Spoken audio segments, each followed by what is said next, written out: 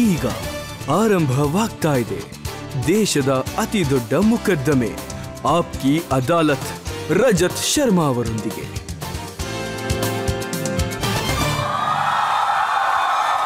ನಮಸ್ಕಾರ. Thank you. ಬನ್ನಿ ಹಾಗಿದ್ರೆ ಶುರು ಮಾಡೋಣ ಆಪ್ಕಿ ಅದಾಲತ್ನಲ್ಲಿ ಇವತ್ತಿನ ಮೊಕದ್ದಮೆ.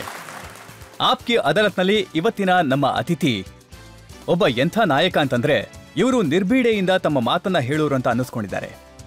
ಇವರು ಬಿಹಾರದವರು, ಬಿಜೆಪಿಯ ಸೀನಿಯರ್ ಲೀಡರ್ ಇವರು ಶಿವನ ಉಪಾಸಕರು, ಇವರು ಸನಾತನವನ್ನ ನಂಬುತ್ತಾರೆ, ನರೇಂದ್ರ ಮೋದಿಯವರ ಪ್ರಶಂಸಕರು ಕೂಡ, ಕೇಂದ್ರ ಸರ್ಕಾರದಲ್ಲಿ ಮಂತ್ರಿಯಾಗಿದ್ದಾರೆ. Please welcome Giriraj Singh.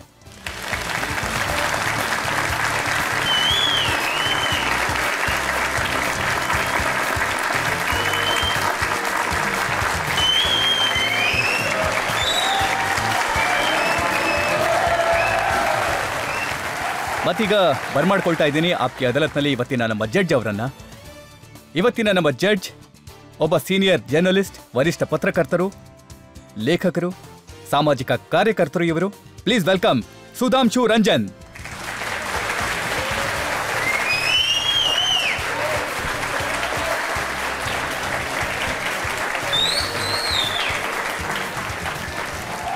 ವಾದ ವಿವಾದವನ್ನು ಶುರು ಮಾಡಿ. ಬನ್ನಿ ಹಾಗಿದ್ರೆ ಶುರು ಮಾಡೋಣ ಇವತ್ತಿನ ಮೊಕದ್ದಮೆಯನ್ನ. ಆಪ್ಕಿ ಅದಾಲತ್ನಲ್ಲಿ ಮೊದಲನೇ ಆರೋಪ ಗಿರಿರಾಜ್ ಸಿಂಗ್ ಅವರ ಮೇಲೆ. ಆಪ್ಕಿ ಅದಾಲತ್ನಲ್ಲಿ ಕೇಂದ್ರೀಯ ಮಂತ್ರಿ ಗಿರಿರಾಜ್ ಸಿಂಗ್ ಅವರ ಮೇಲಿರುವ ಆರೋಪವೆಂದರೆ ಇವರು ಅಸಭ್ಯ ಭಾಷೆಯ ಪ್ರಯೋಗ ಮಾಡುತ್ತಾರೆ ಎಂಬುದು. ಈಗ ನೋಡಿ, ಹರಿಯಾಣದ ಚುನಾವಣೆಯಲ್ಲಿ ನಿಮ್ಮ ಪಾರ್ಟಿ ಗೆದ್ದು ಬಂದಿದೆ, ನೀವು ತುಂಬಾ ಉತ್ಸಾಹದಲ್ಲಿದ್ದೀರಾ, ವಿನಮ್ರ ಆಗ್ಬೇಕಿತ್ತು. ಆದ್ರೆ ನೀವೇನ್ ಹೇಳಿದ್ರಿ? ರಾಹುಲ್ ಗಾಂಧಿ ನಾಚಿಕೆಟ್ಟವನು, ರಾಹುಲ್ ಗಾಂಧಿ ಕ್ಷಮೆ ಕೇಳಬೇಕು, ರಾಹುಲ್ ಗಾಂಧಿ ಅಂಗಾತ ಬಿದ್ದು ಹೋದ್ರು. ನೋಡಿ, ರಾಹುಲ್ ಗಾಂಧಿಗೆ ನಾನು ಯಾಕೆ ಮರ್ಯಾದೆ ಕೊಡಬೇಕು ಅಂತ ನಿಮ್ಮನ್ನು ಕೇಳಕ್ಕೆ ಇಷ್ಟಪಡ್ತೀನಿ. ವಿದೇಶಗಳಿಗೆ ಹೋಗಿ ತನ್ನದೇ ದೇಶನ ಬೈಯೋಂಥವನ್ನ ನಾಚಿಕೆ ಗೆಟ್ಟವನು ಅಂತ ಹೇಳಿದೆ, ಇನ್ನೇನು ಹೇಳಬೇಕು ಹೇಳಿ?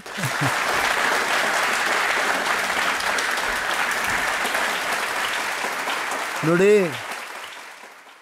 ಯಾವ ವ್ಯಕ್ತಿ ಹರಿಯಾಣದ ಚುನಾವಣೆಯಲ್ಲಿ ನಾನು ಗೆದ್ದೇ ಬಿಟ್ಟೆ, ನಾನು ಗೆದ್ದುಬಿಟ್ಟೆ ಅಲ್ಲ ಗುರುವೆ, ಗೆಲ್ಲಕ್ಕೆ ಮುಂಚೆನೇ ನಾನು ಗೆದ್ದುಬಿಟ್ಟೆ ಅಂತ ಯಾಕಂತೀಯ?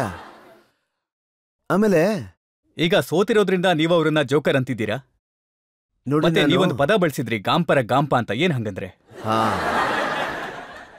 ನೋಡಿ, ನಮ್ಮ ಗ್ರಾಮದಲ್ಲಿ ಈ ಶ್ರೀಮಂತರ ಮಕ್ಕಳೇನಿರ್ತಾರಲ್ಲ, ಅವ್ರನ್ನ ಗಾಂಪ ಅಂತಾನೆ ಕರೆಯೋದು. ಯಾಕೆಂದ್ರೆ ಅವ್ರಿಗೆ ಜ್ಞಾನ ಇರೋದಿಲ್ಲ. ಈಗ ಇವ್ರಿಗೂ ಸ್ವಂತ ಜ್ಞಾನ ಇಲ್ವಲ್ಲ. ಚೀಟಿ ಕೊಡೋರು ತುಂಬಾ ಜನ ಇದ್ದಾರೆ ನೋಡಿ. ಚಾಲೆಂಜ್ ಮಾಡಿ ಹೇಳ್ತೀನಿ, ರಾಹುಲ್ ಜಿ, ಒಂದು ಚೀಟಿ ತಗೊಳ್ಳದೆ ಯಾವುದೇ ವೇದಿಕೆಯಲ್ಲೂ ನನ್ನ ಹತ್ರ ಬಿಡಿ, ನಮ್ಮ ಒಬ್ಬ ಚಿಕ್ಕ ಕಾರ್ಯಕರ್ತನ ಜೊತೆಗೂ ವಾದ ಮಾಡಕ್ಕಾಗೋದಿಲ್ಲ. ಯಾವ ವ್ಯಕ್ತಿ ಆಲೂಗಡ್ಡೆ ಫ್ಯಾಕ್ಟ್ರಿಲಿ ಹುಟ್ಟುತ್ತೆ ಅಂತಾನೋ, ಅಲ್ರಿ, ಆಲೂಗಡ್ಡೆ ಫ್ಯಾಕ್ಟ್ರಿಲಿ ಹುಟ್ಟುತ್ತೇನ್ರಿ? ಹೊಲದಲ್ಲಿ ಅಂತ ಎಲ್ರಿಗೂ ಗೊತ್ತು. ಈಗ ಅದೇನೋ ಹೇಳ್ತಾರೆ, ಜಿಲೇಬಿ ಅಲ್ಲ. ನೋಡಿ, ಜಿಲೇಬಿ ಮಷೀನಲ್ಲಿ ಮಾಡ್ತಾರ. ನಾನು ಹರಿಯಾಣದಲ್ಲಿ ಜಿಲೇಬಿ ಫ್ಯಾಕ್ಟ್ರಿ ಕಟ್ಟಿಸ್ತೀನಿ. ಈ ಕಟ್ಸಪ್ಪ ಫ್ಯಾಕ್ಟ್ರಿನ ನೋಡಿ. ಅವ್ರು ಹೇಳಿದ್ದೇನೆಂದ್ರೆ, ನಾನೇನು ಗೋಹಾನದಲ್ಲಿ ಜಿಲೇಬಿ ತಿಂದೆ, ಅದು ತುಂಬಾ ಚೆನ್ನಾಗಿತ್ತು. ಮತ್ತೆ ನಾನು ನನ್ನ ತಂಗಿಗೆ ಮೆಸೇಜ್ ಮಾಡಿದೆ, ನಿನಗೋಸ್ಕರ ಈ ಜಿಲೇಬಿ ತರ್ತಾ ಇದ್ದೀನಿ.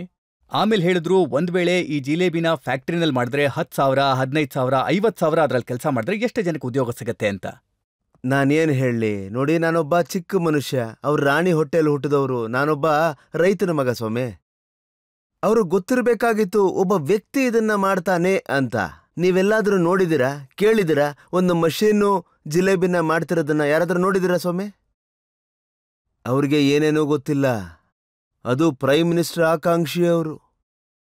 ನಾನ್ ನಿಮಗೆ ಗ್ಯಾರಂಟಿ ಹೇಳ್ತೀನಿ, ಅವ್ರಿಗೆ ದನದ ಗುಂಪು ಹೋಗ್ತಿರೋದು ತೋರಿಸಿದ್ರೆ ಅದರಲ್ಲಿ ಮೇಲು, ಫೀಮೇಲು, ಎತ್ತು ಮತ್ತೆ ಹಸು ಇದ್ರೆ ಇವರದನ್ನ ಗುರ್ತು ಹಿಡಿಯಕ್ಕಾಗಲ್ಲ.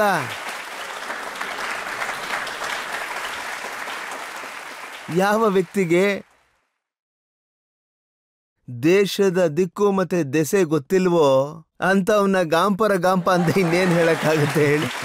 ಆದ್ರೆ ಗಿರಿರಾಜ್ ಅವರೇ, ಅವರ ಪಾರ್ಟಿಲಿರೋರು ಏನಿದ್ದಾರೆ, ಲೋಕಸಭಾ ಚುನಾವಣೆಯಲ್ಲಿ ಕಾಂಗ್ರೆಸ್ ಪಾರ್ಟಿ 99 ಸೀಟ್ಸ್ ಗೆದ್ದಂಗಿದ್ದ ತುಂಬಾ ಉತ್ಸಾಹದಲ್ಲಿದ್ದಾರೆ ಅವರು. ಹರಿಯಾಣದ ಚುನಾವಣೆಯಲ್ಲಿ ನಾನು ನೋಡಿದ್ದೆ, ಅವರ ಪಾರ್ಟಿನವರೆಲ್ಲ ಹೇಳ್ತಿದ್ರು ರಾಹುಲ್ ಗಾಂಧಿ ಬರೋದಕ್ಕೆ ಮುಂಚೆ ಇಲ್ಲಿ ಕೇವಲ ಗಾಳಿ ಇತ್ತು, ಈಗ ಬಿರುಗಾಳಿ ಇದೆ, ಆ ಬಿರುಗಾಳಿಲಿ ಬಿಜೆಪಿ ಹಾರೋಗತ್ತೆ ಅಂತ. ಈಗ ನೋಡಿ, ನಮ್ಮ ಬಿಹಾರದಲ್ಲಿ ಥೆಥ್ರಾಲಜಿ ಅಂತ ಒಂದಿದೆ, ಅಂದ್ರೆ ಥೇತರ್ ಆಗಿರೋದು. ಈಗ ನನ್ನ ಪ್ರಶ್ನೆ ಏನು ಅಂದ್ರೆ, 99ಕ್ಕೆ ಬಂದು ಔಟ್ ಆಗೋದ್ರು 3ನೇ ಸಲ. ಆದ್ರೆ ದೇಶದಲ್ಲೆಲ್ಲ ಹೇಳ್ಕೊಂಡು ತಿರುಗ್ತಾ ಇದ್ದಾರೆ, ನಾನು ಮೋದಿಜಿನ ಸೋಲಿಸ್ಬಿಟ್ಟೆ, ನಾನು ಮೋದಿನ ಸೋಲಿಸ್ಬಿಟ್ಟೆ ಅಂತ. ಅಯ್ಯೋ ಮೂರ್ಖ, ಸತತವಾಗಿ 3 ಸಲ 100 ತಗೊಳಕ್ಕಾಗ್ಲಿಲ್ಲ, ಆದ್ರೂ ಸಂಭ್ರಮ ಮಾಡ್ತಾ ಇದ್ದೀರಾ. ಎಲ್ಲಾ ಕಡೆ ಹೇಳ್ತಾ ಇದ್ದೀರಾ ಮೋದಿಜಿ ಕುಗ್ ಹೋಗಿದ್ದಾರೆ, ಮೋದಿಜಿ.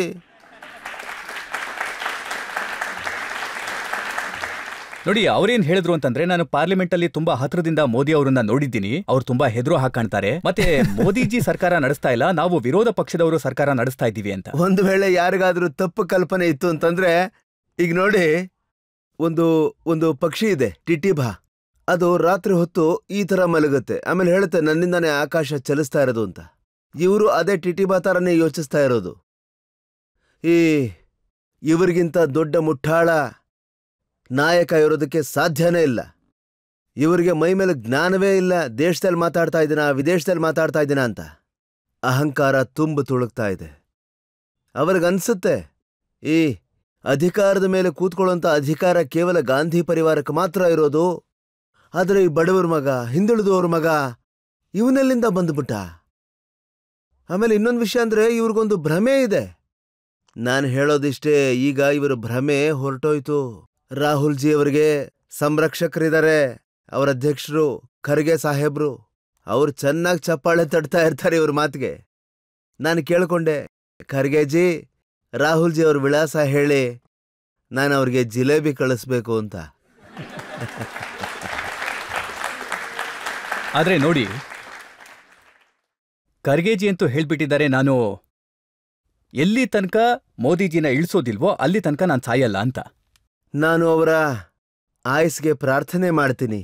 ಮೋದಿ 100 ವರ್ಷ ಇರ್ತಾರೆ, ನೀವು ದಯವಿಟ್ಟು ಚಿಂತೆ ಮಾಡಬೇಡಿ, ನೀವು ಭೀಷ್ಮ ಪಿತಾಮಹಂತರ ಮಲ್ಕೊಂಡಿರ್ತೀರಾ. ಹರಿಯಾಣದಲ್ಲಿ ಬಿಜೆಪಿಗೂ ಇಷ್ಟೊಂದು ಸೀಟ್ ಗೆದ್ಕೋತೀವಿ, 3ನೇ ಸಲ ಸರ್ಕಾರ ಮಾಡ್ತೀವಿ ಅಂತ ನಿರೀಕ್ಷೆನೇ ಇರಲಿಲ್ಲ. ಸೊ ಅದು ಹೇಗೆ ಇದ್ದಕ್ಕಿದ್ದ ಹಾಗೆ ಇಷ್ಟು ದೊಡ್ಡ ಗೆಲುವು ಸಿಕ್ಬಿಡ್ತು?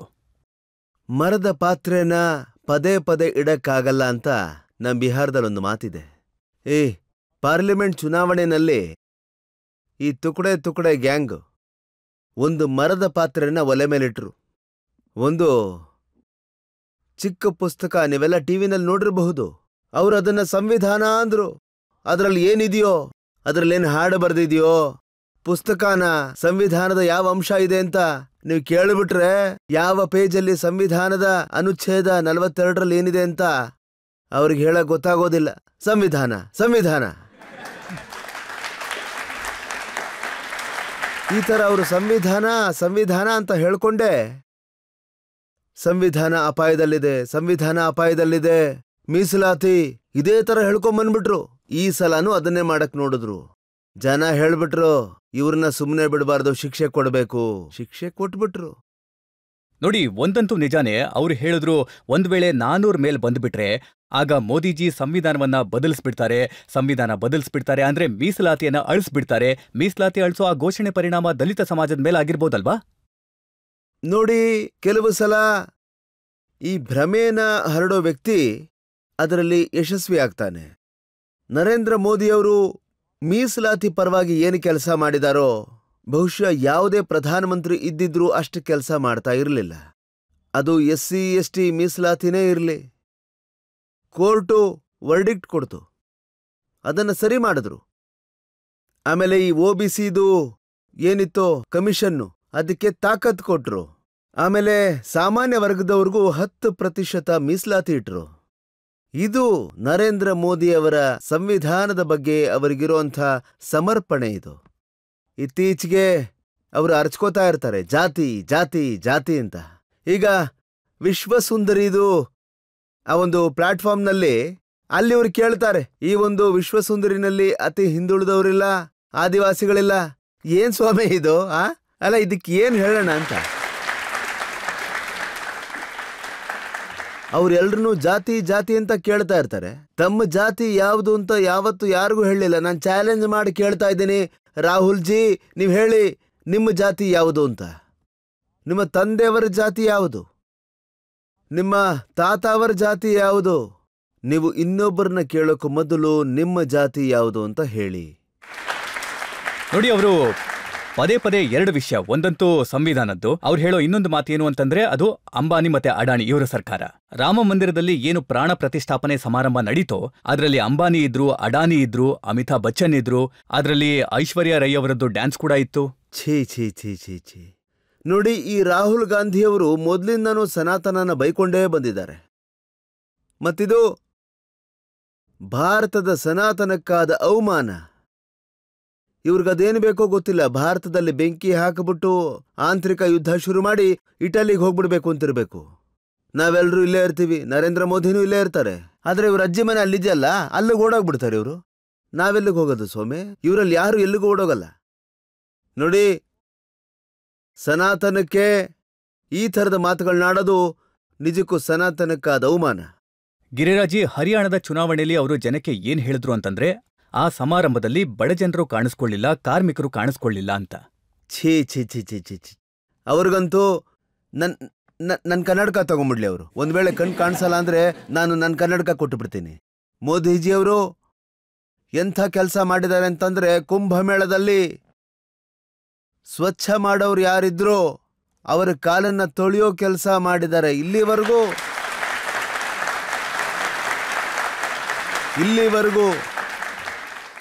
ನೆಹರು ಖಾನ್ದಾನ್ನಲ್ಲೇ ಯಾರು ಸಫಾಯಿ ಕರ್ಮಚಾರಿಗೆ ಅಷ್ಟು ಮರ್ಯಾದೆನ ಕೊಟ್ಟಿಲ್ಲ. ಅಷ್ಟು ಮರ್ಯಾದೆನ ಮೋದಿಜಿಯವರು ಕೊಟ್ಟಿದ್ದಾರೆ, ಸಮಾಜದ ಪ್ರತಿ ವರ್ಗಕ್ಕೂ ಕೊಟ್ಟಿದ್ದಾರೆ. ನಾವೀಗ ಪ್ರೇಕ್ಷಕರಿಂದ ಒಂದೆರಡು ಪ್ರಶ್ನೆ ತಗೊಳ್ಳೋಣ. ನನ್ನ ಪ್ರಶ್ನೆ ಏನಂದ್ರೆ, ರಾಹುಲ್ ಗಾಂಧಿ ಯಾವಾಗ ಹೊರದೇಶಕ್ಕೆ ಹೋಗ್ತಾರೋ EVMನ ವಿರುದ್ಧ ಮಾತಾಡ್ತಾರೆ, ಸಂವಿಧಾನ ಬದಲಾಯಿಸೋದ್ರ ಬಗ್ಗೆ ಹೇಳ್ತಾರೆ. ಅಷ್ಟು ದೊಡ್ಡ ನಾಯಕರು ತಮ್ಮ ಅಭಿಪ್ರಾಯ ಹೇಳಿದ್ರೆ ಅದರಲ್ಲಿ ತಪ್ಪೇನಿದೆ? ಒಂದು ವೇಳೆ ನೀವು ನಿಮ್ಮ ಮನೆಗೆ ಬೈತು ಅಂತಂದ್ರೆ ಅದು ನಿಮ್ಮ ಹಳ್ಳಿಗೆ ಹೋಗಿ ಬೇರೊಂದು ಬಡಾವಣೆನಲ್ಲಿ, ಆಗ ನಿಮ್ಮನ್ನ ಹೊಗಳಬೇಕೋ ಇಲ್ಲ ಬೈಬೇಕೋ? ನೀವು ಒಳ್ಳೆ ಮನುಷ್ಯ ಅಂತಾರೋ ಇಲ್ಲ ಕೆಟ್ಟ ಮನುಷ್ಯ ಅಂತಾರೋ ಹೇಳಿ. ನಿಮಗೆ ಅಧಿಕಾರ ಇದೆ ಸ್ವಾಮಿ. ದೇಶದ ಒಳಗೆ, ಸಂಸತ್ತಿನ ಒಳಗೆ ನಿಮ್ಮ ಅಭಿಪ್ರಾಯನ ಹೇಳಿ. ಆದ್ರೆ ನೀವು ಕೂಡ ಭಯಂಕರ ಎಕ್ಸ್ಟ್ರೀಮ್ ಮಾತುಗಳನ್ನ ಆಡ್ತಿರಲ್ಲ. ರಾಹುಲ್ ಗಾಂಧಿ ವಿದೇಶಕ್ಕೆ ಹೋಗಿ ಭಾರತದ ವಿರುದ್ಧ ಹೇಳಿಕೆ ಕೊಟ್ಟರು, ಲೋಕತಂತ್ರದ ಬಗ್ಗೆ ಮಾತನಾಡಿದ್ರು, ಅದಕ್ಕೆ ನೀವ್ ಹೇಳಿದ್ರಿ ಅವರ ಸದಸ್ಯತ್ವವನ್ನ ರದ್ದುಗೊಳಿಸಬೇಕು ಅಂತ. ಇದು ಯಾವ ಸೀಮೆ ಕಾನೂನು? 1976ರಲ್ಲಿ ಇದೇ ದೇಶದ ಒಬ್ಬ ಸಂಸದ ವಿದೇಶಕ್ಕೆ ಹೋಗಿದ್ದಾಗ ಶ್ರೀಮತಿ ಇಂದಿರಾ ಗಾಂಧಿಯವರ ಬಗ್ಗೆ ಏನೇನೋ ಹೇಳಿದ್ರು.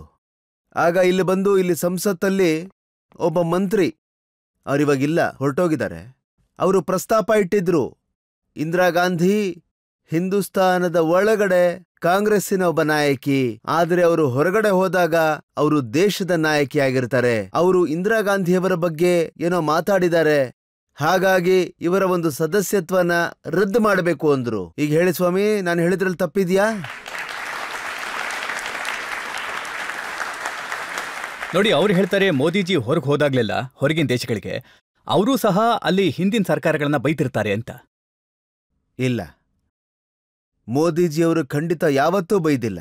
ಮೋದಿಜಿ ತಮ್ಮ ಸರ್ಕಾರದ, ದೇಶದ, ಭಾರತದ ಸೌಲಭ್ಯಗಳ ಬಗ್ಗೆ ಮಾತಾಡ್ತಾರೆ. ಇವತ್ತು ನಮ್ಮ ದೇಶದಲ್ಲಿ ಈ ಥರದ ಟ್ರೈನ್ ಓಡ್ತಾ ಇದೆ, ಈ ಥರದ ರಸ್ತೆಗಳಿವೆ, ನಾವಿಷ್ಟೊಂದು 76ರಿಂದ 150 ಹೊಸ ಏರ್ಪೋರ್ಟ್ಗಳನ್ನ ಆರಂಭಿಸಿದ್ದೀವಿ, ಇದನ್ನ ಹೇಳ್ತಾ ಇರ್ತಾರೆ.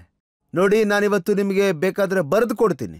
ಯಾರೇ ಒಬ್ಬ ಭಾರತೀಯ ವಿದೇಶಕ್ಕೆ ಹೋದಾಗ ಅವರ ಪಾಸ್ಪೋರ್ಟಿನ ತಾಕತ್ತು ಮೋದಿಜಿಯಿಂದಾಗಿ ಹೆಚ್ಚಾಗಿದೆ. ನೀವು ಏನೇ ಹೇಳಿದ್ರೂ ಅದು ಹೇಗೆ ದೊಡ್ಡ ಪೆಡಂಬೂತ ಆಗ್ಬಿಡುತ್ತೆ ಅನ್ನೋದ್ರ ಬಗ್ಗೆ ನನ್ನ ಹತ್ರ ಒಂದಷ್ಟು ಆರೋಪಗಳಿವೆ. ಈಗ ನಾವೊಂದು ಬ್ರೇಕ್ ತಗೊಳ್ಳೋಣ. ಬ್ರೇಕ್ ನಂತರ ಮತ್ತೆ ಆಪ್ಕಿ ಅದಾಲತ್ನಲ್ಲಿ ಗಿರಿರಾಜ್ ಸಿಂಗ್ ಅವರ ಮೇಲೆ ಆರೋಪ ಮತ್ತು ವಿಚಾರಣೆಯ ಮತ್ತೊಂದು ಸುತ್ತು. ಕೇರಳದಲ್ಲಿ ಏನಾಗ್ತಾ ಇದೆ? ಇಡೀ ದೇಶದಲ್ಲಿ, ನಮ್ಮ ಕಾನ್ಸ್ಟಿಟ್ಯೂಯೆನ್ಸಿನಲ್ಲೇ ಸ್ವಾಮಿ, ಲವ್ ಜಿಹಾದ್ ಇದು ಒಂದು ಯೋಜನೆ ರೀತಿಯಲ್ಲಿ ನಡೀತಾ ಇದೆ, ಗಜ್ವಾಯೇ ಹಿಂದ್. ಮತ್ತೆ ನಾವ್ಯಾಕೆ ಹೇಳಬಾರ್ದು, 1947ರಲ್ಲೇ ಇವ್ರುಗಳನ್ನೆಲ್ಲ ಪಾಕಿಸ್ತಾನಕ್ಕೆ ಕಳಿಸ್ಕೊಟ್ಬಿಟ್ಟಿದ್ದಿದ್ರೆ ಇವತ್ತಿ ಮಾತುಗಳೇ ಬರ್ತಾ ಇರಲಿಲ್ಲ.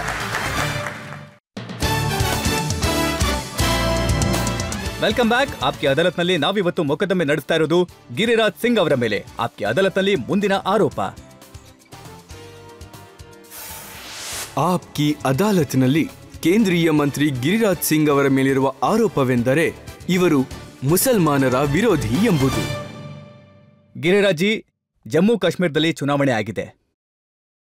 ಆದ್ರೆ ವ್ಯಾಲಿನಲ್ಲಿ ಬಿಜೆಪಿಗೆ ಸೀಟ್ಗಳು ಸಿಕ್ಕಿಲ್ಲ. ಮುಸಲ್ಮಾನರು ನಿಮ್ಗೆ ವೋಟ್ ಕೊಟ್ಟಿಲ್ಲ. ಸೊ ಎಲ್ರೂ ಅದಕ್ಕೇನ್ ಕಾರಣ ಅಂತ ಹೇಳ್ತಿದ್ದಾರೆ ಅಂತಂದ್ರೆ, ಗಿರಿರಾಜ್ ಸಿಂಗ್ ಅಂತ ನಾಯಕರು ಪ್ರತಿ ಮಾತಲ್ಲೂ ಹಿಂದೂ ಮುಸಲ್ಮಾನರನ್ನ ಹೊಡೆದಾಡೋ ಹಾಗೆ ಮಾಡ್ತಾರೆ. ನಾನು ಹೇಳಕ್ ಮುಂಚೆನೆ ನೀವೇ ವಿಷಯ ತೆಗೆದ್ರಿ. ಕಾಶ್ಮೀರದ ಸ್ಥಿತಿ ಹೇಗಿತ್ತು ಅಂದ್ರೆ ಕಲ್ತೂರವ್ರದಾಗಿತ್ತು. ಆತಂಕವಾದಿಗಳದೇ ರಾಜ್ಯಭಾರ ನಡೀತಾ ಇತ್ತು. ಎಲ್ರೂ ಕಾಶ್ಮೀರಕ್ಕೆ ಹೋಗೋದಕ್ಕೆ ಹೆದರ್ಕೋತಾ ಇದ್ರು. ಆದ್ರಿವತ್ತು ಮಾನ್ಯ ಮೋದಿಜಿ 370ರ ಕಾಯ್ದೆ ತೆಗೆದು ಹಾಕಿದ ಮೇಲೆ ಇವತ್ತು ಲಾಲ್ ಚೌಕದಲ್ಲಿ ಭಯ ಅನ್ನದೇ ಹೊರಟೋಗಿದೆ. ಮೋದಿಜಿ ಅವರಿಂದಾಗಿ ಹೋಗ್ತಿದ್ದಾರೆ.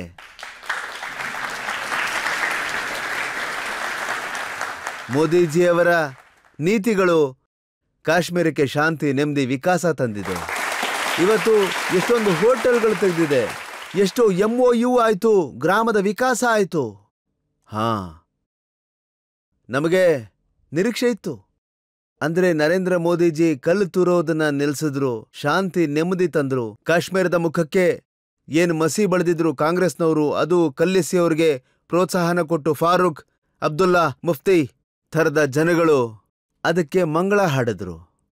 ನಾನು ನಿರೀಕ್ಷೆ ಮಾಡ್ತಾ ಇದ್ದೆ, ಅಂದ್ರೆ ಅಲ್ಲಿನ ವ್ಯಾಲಿಯ ಜನಗಳು ಮುಸಲ್ಮಾನರು ವೋಟ್ ಕೊಡ್ಲಿ ಅಂತ. ಈಗ ಅವ್ರು ಯೋಚಿಸ್ಬೇಕಾಗಿದೆ. ಅವ್ರು ಹೇಳ್ತಾರೆ ಪ್ರಗತಿ ಆಗಿದೆ, ನಮಗೆ ಚಿಕಿತ್ಸೆಗೆ ದುಡ್ಡು ಸಿಕ್ಕಿದೆ ಅಂತನೂ ಅವ್ರು ಹೇಳ್ತಾರೆ. ಹಾಸ್ಪಿಟಲ್ ಸುಧಾರಿಸಿವೆ, ರಸ್ತೆಗಳು ಸುಧಾರಿಸಿವೆ, ಸ್ಕೂಲ್ ಕೂಡ ತೆಗೆಯೋದಕ್ಕೆ ಶುರುವಾಗಿದೆ. ಈಗ ಬಂದ್ಗಳು ಆಗೋದಿಲ್ಲ, ಅಂಗಡಿಗಳು ತೆಗ್ದಿರುತ್ತೆ, ಅವ್ರ ವ್ಯಾಪಾರ ಹೆಚ್ಚಾಗಿದೆ. ಆದ್ರೆ ಅವರು ಮೋದಿಜಿಗೆ ವೋಟ್ ಕೊಡಲ್ಲ. ಯಾಕಂದ್ರೆ ಮೋದಿಜಿ ಇದನ್ನ ಹಿಂದೂ ರಾಷ್ಟ್ರ ಮಾಡ್ಬಿಟ್ರೆ ಅಂತ. ದೇಶದ ಜನತೆ ಈಗ ಅರ್ಥ ಮಾಡ್ಕೋಬೇಕಾಗಿದೆ. ಈಗ ಅವರೇ ಹೇಳ್ತಾ ಇದ್ದಾರೆ ಇಷ್ಟೆಲ್ಲ ಸೌಲಭ್ಯ ಸಿಕ್ಕಿದೆ ಅಂತ. ಅಲ್ಲ, ಇಷ್ಟಾದ್ರೂ ಮೋದಿಜಿಯವರಿಗೆ ಬೆಂಬಲ ಕೊಡ್ಲಿಲ್ಲ ಅಂತಂದ್ರೆ ಇವತ್ತು ದೇಶದ ವಾತಾವರಣನ ಕೂಲ್ಗೆಡ್ಸೋ ಕೆಲಸ ಮಾಡ್ತಿರೋರು ಯಾರು? ಓವೈಸಿ ಥರದ ಜನಗಳು, ರಾಹುಲ್ ಗಾಂಧಿ ಥರದ ಜನಗಳು, ಮೋದಿ ಥರದ ಜನಗಳು.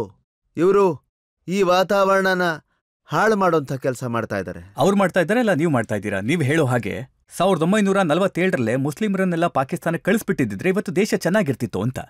ನಾನಿದನ್ನ ಡಂಗೂರ ಸಾರ್ಕೊಂಡು ಹೇಳ್ತೀನಿ. 1947ರಲ್ಲಿ ಇಬ್ಬಾಗ ಆಯ್ತು, ಧರ್ಮದ ಆಧಾರದ ಮೇಲಾಯ್ತು. ರಜಜ್ಜಿ ನೀವಿದನ್ನ ಒಪ್ತಿರೋ ಬಿಡ್ತಿರೋ ಆಯ್ತಲ್ವಾ? ಈಗ ಧರ್ಮದ ಆಧಾರದ ಮೇಲೆ ಆದಾಗ ಪಂಡಿತ್ ನೆಹರು ಒಂದು ವೇಳೆ ಎಲ್ಲಾ ಮುಸಲ್ಮಾನರನ್ನು ಕಳಿಸ್ಬಿಟ್ಟಿದ್ದಿದ್ರೆ ಇವತ್ತು ವಕ್ಫ್ ಬೋರ್ಡು ಹುಟ್ಕೋತಿರ್ಲಿಲ್ಲ, ಓವೈಸಿ ಕೂಡ ಹುಟ್ಟುತ್ತಾ ಇರಲಿಲ್ಲ, ಬುಡಾನ್ ಬಾಲಾ ಕೂಡ ಹುಟ್ಟುತ್ತಾ ಇರಲಿಲ್ಲ. ಅಲ್ಲಿ ಲೆಬ್ನಾನ್ನಲ್ಲಿ ಸತ್ತು ಹೋಗ್ತಾನೆ ನಸರುಲ್ಲಾ, ಅದರಲ್ಲಿ ಹೊಟ್ಟೆ ನೋವಾಗೋದಲ್ಲಿ ಡೆಲ್ಲಿನಲ್ಲಿ. ಯಾಕೆ ಸ್ವಾಮಿ? ಯಾಕೆ ನೀವು ಇಲ್ಲಿ ಬೊಂಬೈನಲ್ಲಿ ಮೆರವಣಿಗೆ ಮಾಡ್ತಾ ಇದ್ದೀರಾ? ಇಲ್ಲಿನ ಸಂವಿಧಾನದ ಪ್ರಕಾರ ನೋಡ್ರಯ್ಯ, ದೇಶದ ನಮ್ಮ ವಿದೇಶಿ ಮಂತ್ರಿ ಏನ್ ಹೇಳ್ತಾ ಇದ್ದಾರೆ ಅದನ್ನ ನೋಡ್ರಯ್ಯ. ಈಗ ನೀನು ಸಂಬಂಧ ಮಾಡ್ತಾ ಇರೋದಲ್ಲಿ ನಸರುಲ್ಲಾ ಜೊತೆ, ಬತುಲ್ಲಾ ಜೊತೆಗೆ. ನೀವ್ ಈ ಥರ ಮಾಡಿದ್ರೆ ನಮಗ್ ಕಷ್ಟ ಆಗೇ ಆಗತ್ತೆ. ಯಾವ ಜನ ಇಲ್ಲಿ ತಿಂದು ಇನ್ನೊಂದು ಜಾಗನ ಹೊಗಳ್ತಾ ಇರ್ತಾರೋ ಅದನ್ನ ನೋಡ್ಕೊಂಡು ಸುಮ್ಮನೆ ಇರಕ್ಕಾಗತ್ತಾ? ಇರಕ್ಕಾಗಲ್ಲ ನಮಗೆ. ನಿಮ್ಮ ಮಾತುಗಳಿಗೆ ಉತ್ತರವಾಗಿ ಮೌಲಾನಾ ಅರ್ಷದ್ ಮದನಿ ತರದ ಜನರು ಏನ್ ಹೇಳ್ತಾರೆ ಅಂತಂದ್ರೆ, ನೋಡಿ 20 ಕೋಟಿ ಮುಸಲ್ಮಾನರಿದ್ದಾರೆ ನೋಡಿ, ಇವರನ್ನ ಯಾರೂ ಕೂಡ ಘರ್ ವಾಪಸಿ ಮಾಡ್ಸೋದಿಕ್ಕಾಗಲ್ಲ. ಒಂದ್ ವೇಳೆ ಯಾರಾದ್ರೂ ಅಂಥ ಮಾತುಗಳನ್ನಾಡಿದ್ರೆ ಅವನು ಮುಟ್ಟಾಳ. ದೇಶದ ಒಬ್ಬ ಮುಸಲ್ಮಾನ ಆದ್ರೂ ಬಂದು ಹೇಳಿಬಿಡ್ಲಿ, ಅಂದ್ರೆ 47ರಿಂದ ಇಲ್ಲಿವರೆಗೂ ಈ ದೇಶದ ಯಾವುದೇ ಒಂದು ಹಳ್ಳಿನಲ್ಲಿ ಯಾವುದೇ ಒಬ್ಬ ಹಿಂದೂ ಅವರ ತಜಿಯಾ ಮೇಲೆ ಒಂದು ಕಲ್ಲಾದ್ರೂ ಎಸ್ದಿದಾನ?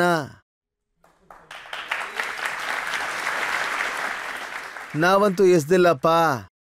ಆದ್ರೆ ಅವರ ಜನಸಂಖ್ಯೆ 5% ಆಗಿದ್ದಾಗ ಕಾಕಾ ಚಿಕ್ಕಪ್ಪ ಅಂತ ಹೇಳ್ತಾ ಇದ್ರು. 10% ಆದಾಗ ಮೊಣಕೈನಲ್ಲಿ ನೂಕಕ್ ಶುರು ಮಾಡಿದ್ರು. ಈಗ 15% ಆಗಿದೆ, ಲವ್ ಜಿಹಾದ್ ಮಾಡ್ತಾ ಇದ್ದಾರೆ. ಈಗ ನಮ್ಮ ಯಾತ್ರೆ ಹೊರಡುತ್ತಲ್ಲ, ರಾಮನವಮಿದು, ಹನುಮಾನ್ ಜಯಂತಿದು, ಸರಸ್ವತಿ ಪೂಜೆದು, ಕಾಮಡ್ದು, ಆಗ ಇದು ನಮ್ಮ ಗಲ್ಲಿಲಿ ಹೋಗಬಾರ್ದು ಅಂತ ಹೇಳ್ತಾರೆ.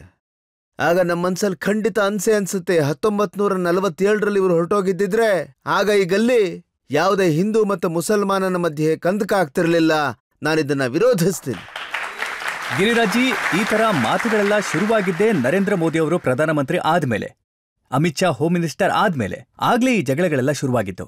ಇಲ್ಲ, ನಾನು ದೇಶದ ಮುಂದೆ ನಿಮ್ಮ ನ್ಯಾಯಾಲಯದಲ್ಲಿ ನಿಮಗೂ ಹೇಳ್ತಾ ಇದ್ದೇನೆ, ಯಾರ್ಯಾರು ನರೇಂದ್ರ ಮೋದಿ ಅವರನ್ನ ಅಮಿತ್ ಶಾನ ದೋಷಿ ಅಂತ ಹೇಳ್ತಾ ಇದ್ದಾರೋ ಅವರೆಲ್ಲರೂ ಇತಿಹಾಸನ ನೋಡ್ಲಿ.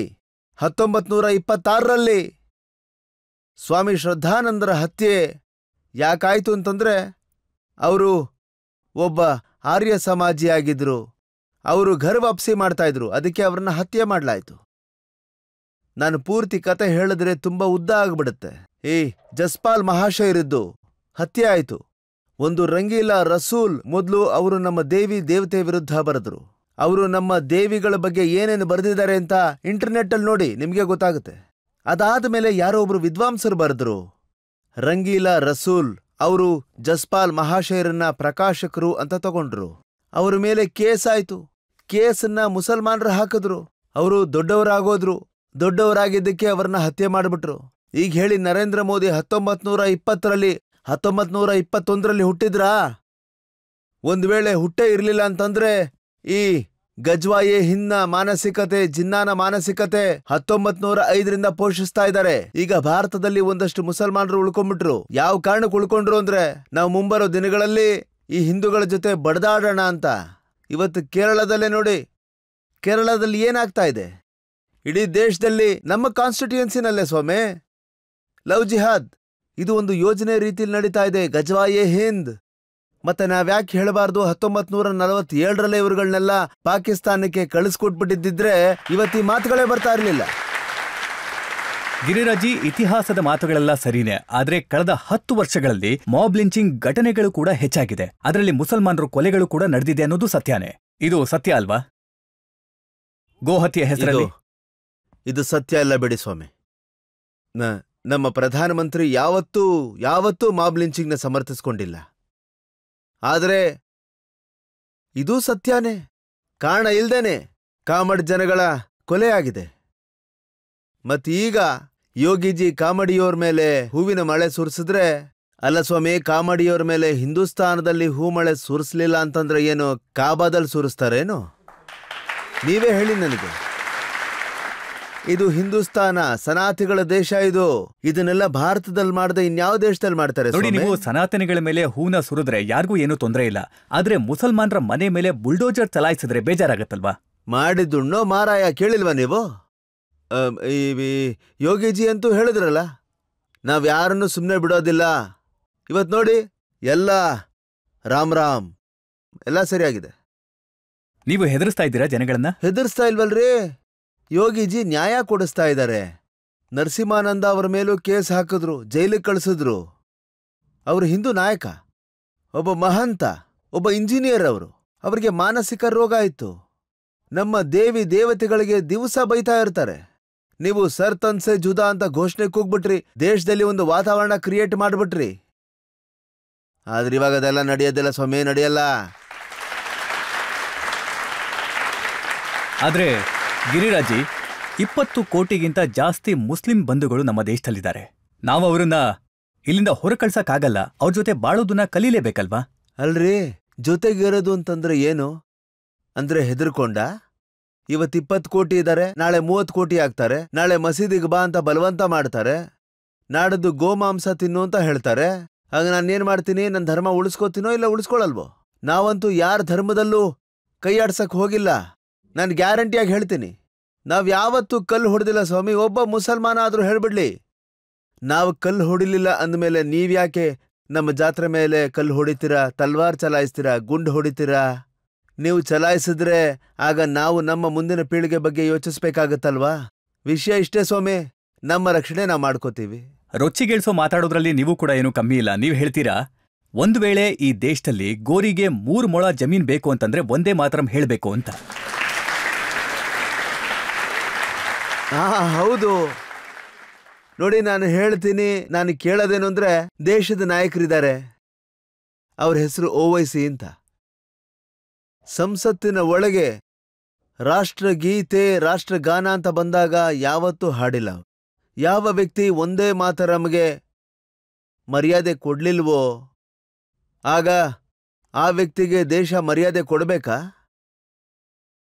ನಾನೀಗ ನಿಮ್ಮ ನ್ಯಾಯಾಲಯದಲ್ಲೇ ಕೇಳ್ತಾ ಇದ್ದೀನಿ, ಒಂದೇ ಮಾತರಂ ಅಂದ್ರೆ ಭಾರತ ಮಾತೆಗೆ ನಾವು ನಮಸ್ಕಾರ ಮಾಡ್ತಿದ್ದೀವಿ. ಅಲ್ಲ ನಾವಂತೂ ಹರಿಶ್ಚಂದ್ರ ಘಾಟಲ್ಲಿ ಯಾವ ಘಾಟಲ್ಲಿ ನಮ್ಮ ತಾತನ್ನ ಸುಟ್ರು, ನಮ್ಮ ಅಪ್ಪನ ಸುಟ್ರು, ನಮ್ಮನ್ನು ಅಲ್ಲೇ ಸುಡ್ತಾರೆ. ನಾವೇನ್ ಅದನ್ನ ಹೊತ್ಕೊಂಡು ಹೋಗ್ತೀವೇನು? ಆದ್ರೆ ಅವ್ರುಗಳು ಹೊತ್ಕೊಂಡು ಹೋಗ್ತಾರಲ್ಲ, 6 ಅಡಿ 3 ಅಡಿ ಹೂಳೋದಕ್ಕೆ ಅವ್ರಿಗೆ ಜಾಗ ಬೇಕಲ್ಲ. ನಮಗಂತೂ ಬೇಕಾಗಿಲ್ಲ ಅದು. ಓವೈಸಿ ಸಾಹೇಬ್ರು ಹೇಳ್ತಾರೆ, ನನ್ನ ತಮ್ಮನ್ನ ತಡೆದು ಹಿಡ್ದಿದ್ದೀನಿ, ಅವ್ರ ತಮ್ಮ ತುಂಬಾ ಭಯಂಕರ ಅಂತೆ. ಅವ್ರು ಹೇಳಿದ್ರು, ಒಂದು ದಿನ ನಾನೇನಾದ್ರೂ ನನ್ನ ತಮ್ಮನ ಕೈಗೆ ಕತ್ತಿ ಕೊಟ್ರೆ ಅವ್ನ್ ಎಲ್ರನ್ನೂ ದಾರಿಗೆ ತರ್ತಾನೆ ಅಂತ. ತಪ್ಪು ಕಲ್ಪನೆಯಲ್ಲಿ ಇರಬೇಡ ಅಂತ ಹೇಳಿ. ದೇಶದಲ್ಲಿ ಯಾರಾದ್ರೂ ಔರಂಗಜೇಬ್ ಆಗಕ್ಕೆ ನೋಡಿದಾಗಲೆಲ್ಲ ಮಹಾರಾಣಾ ಪ್ರತಾಪ್ ಕೂಡ ಜನ್ಮ ತಾಳ್ತಿದ್ದಾರೆ. ಅದಕ್ಕೆ ಇದು ಯುದ್ಧ ಏನಲ್ಲ ಅಂತೀನಿ.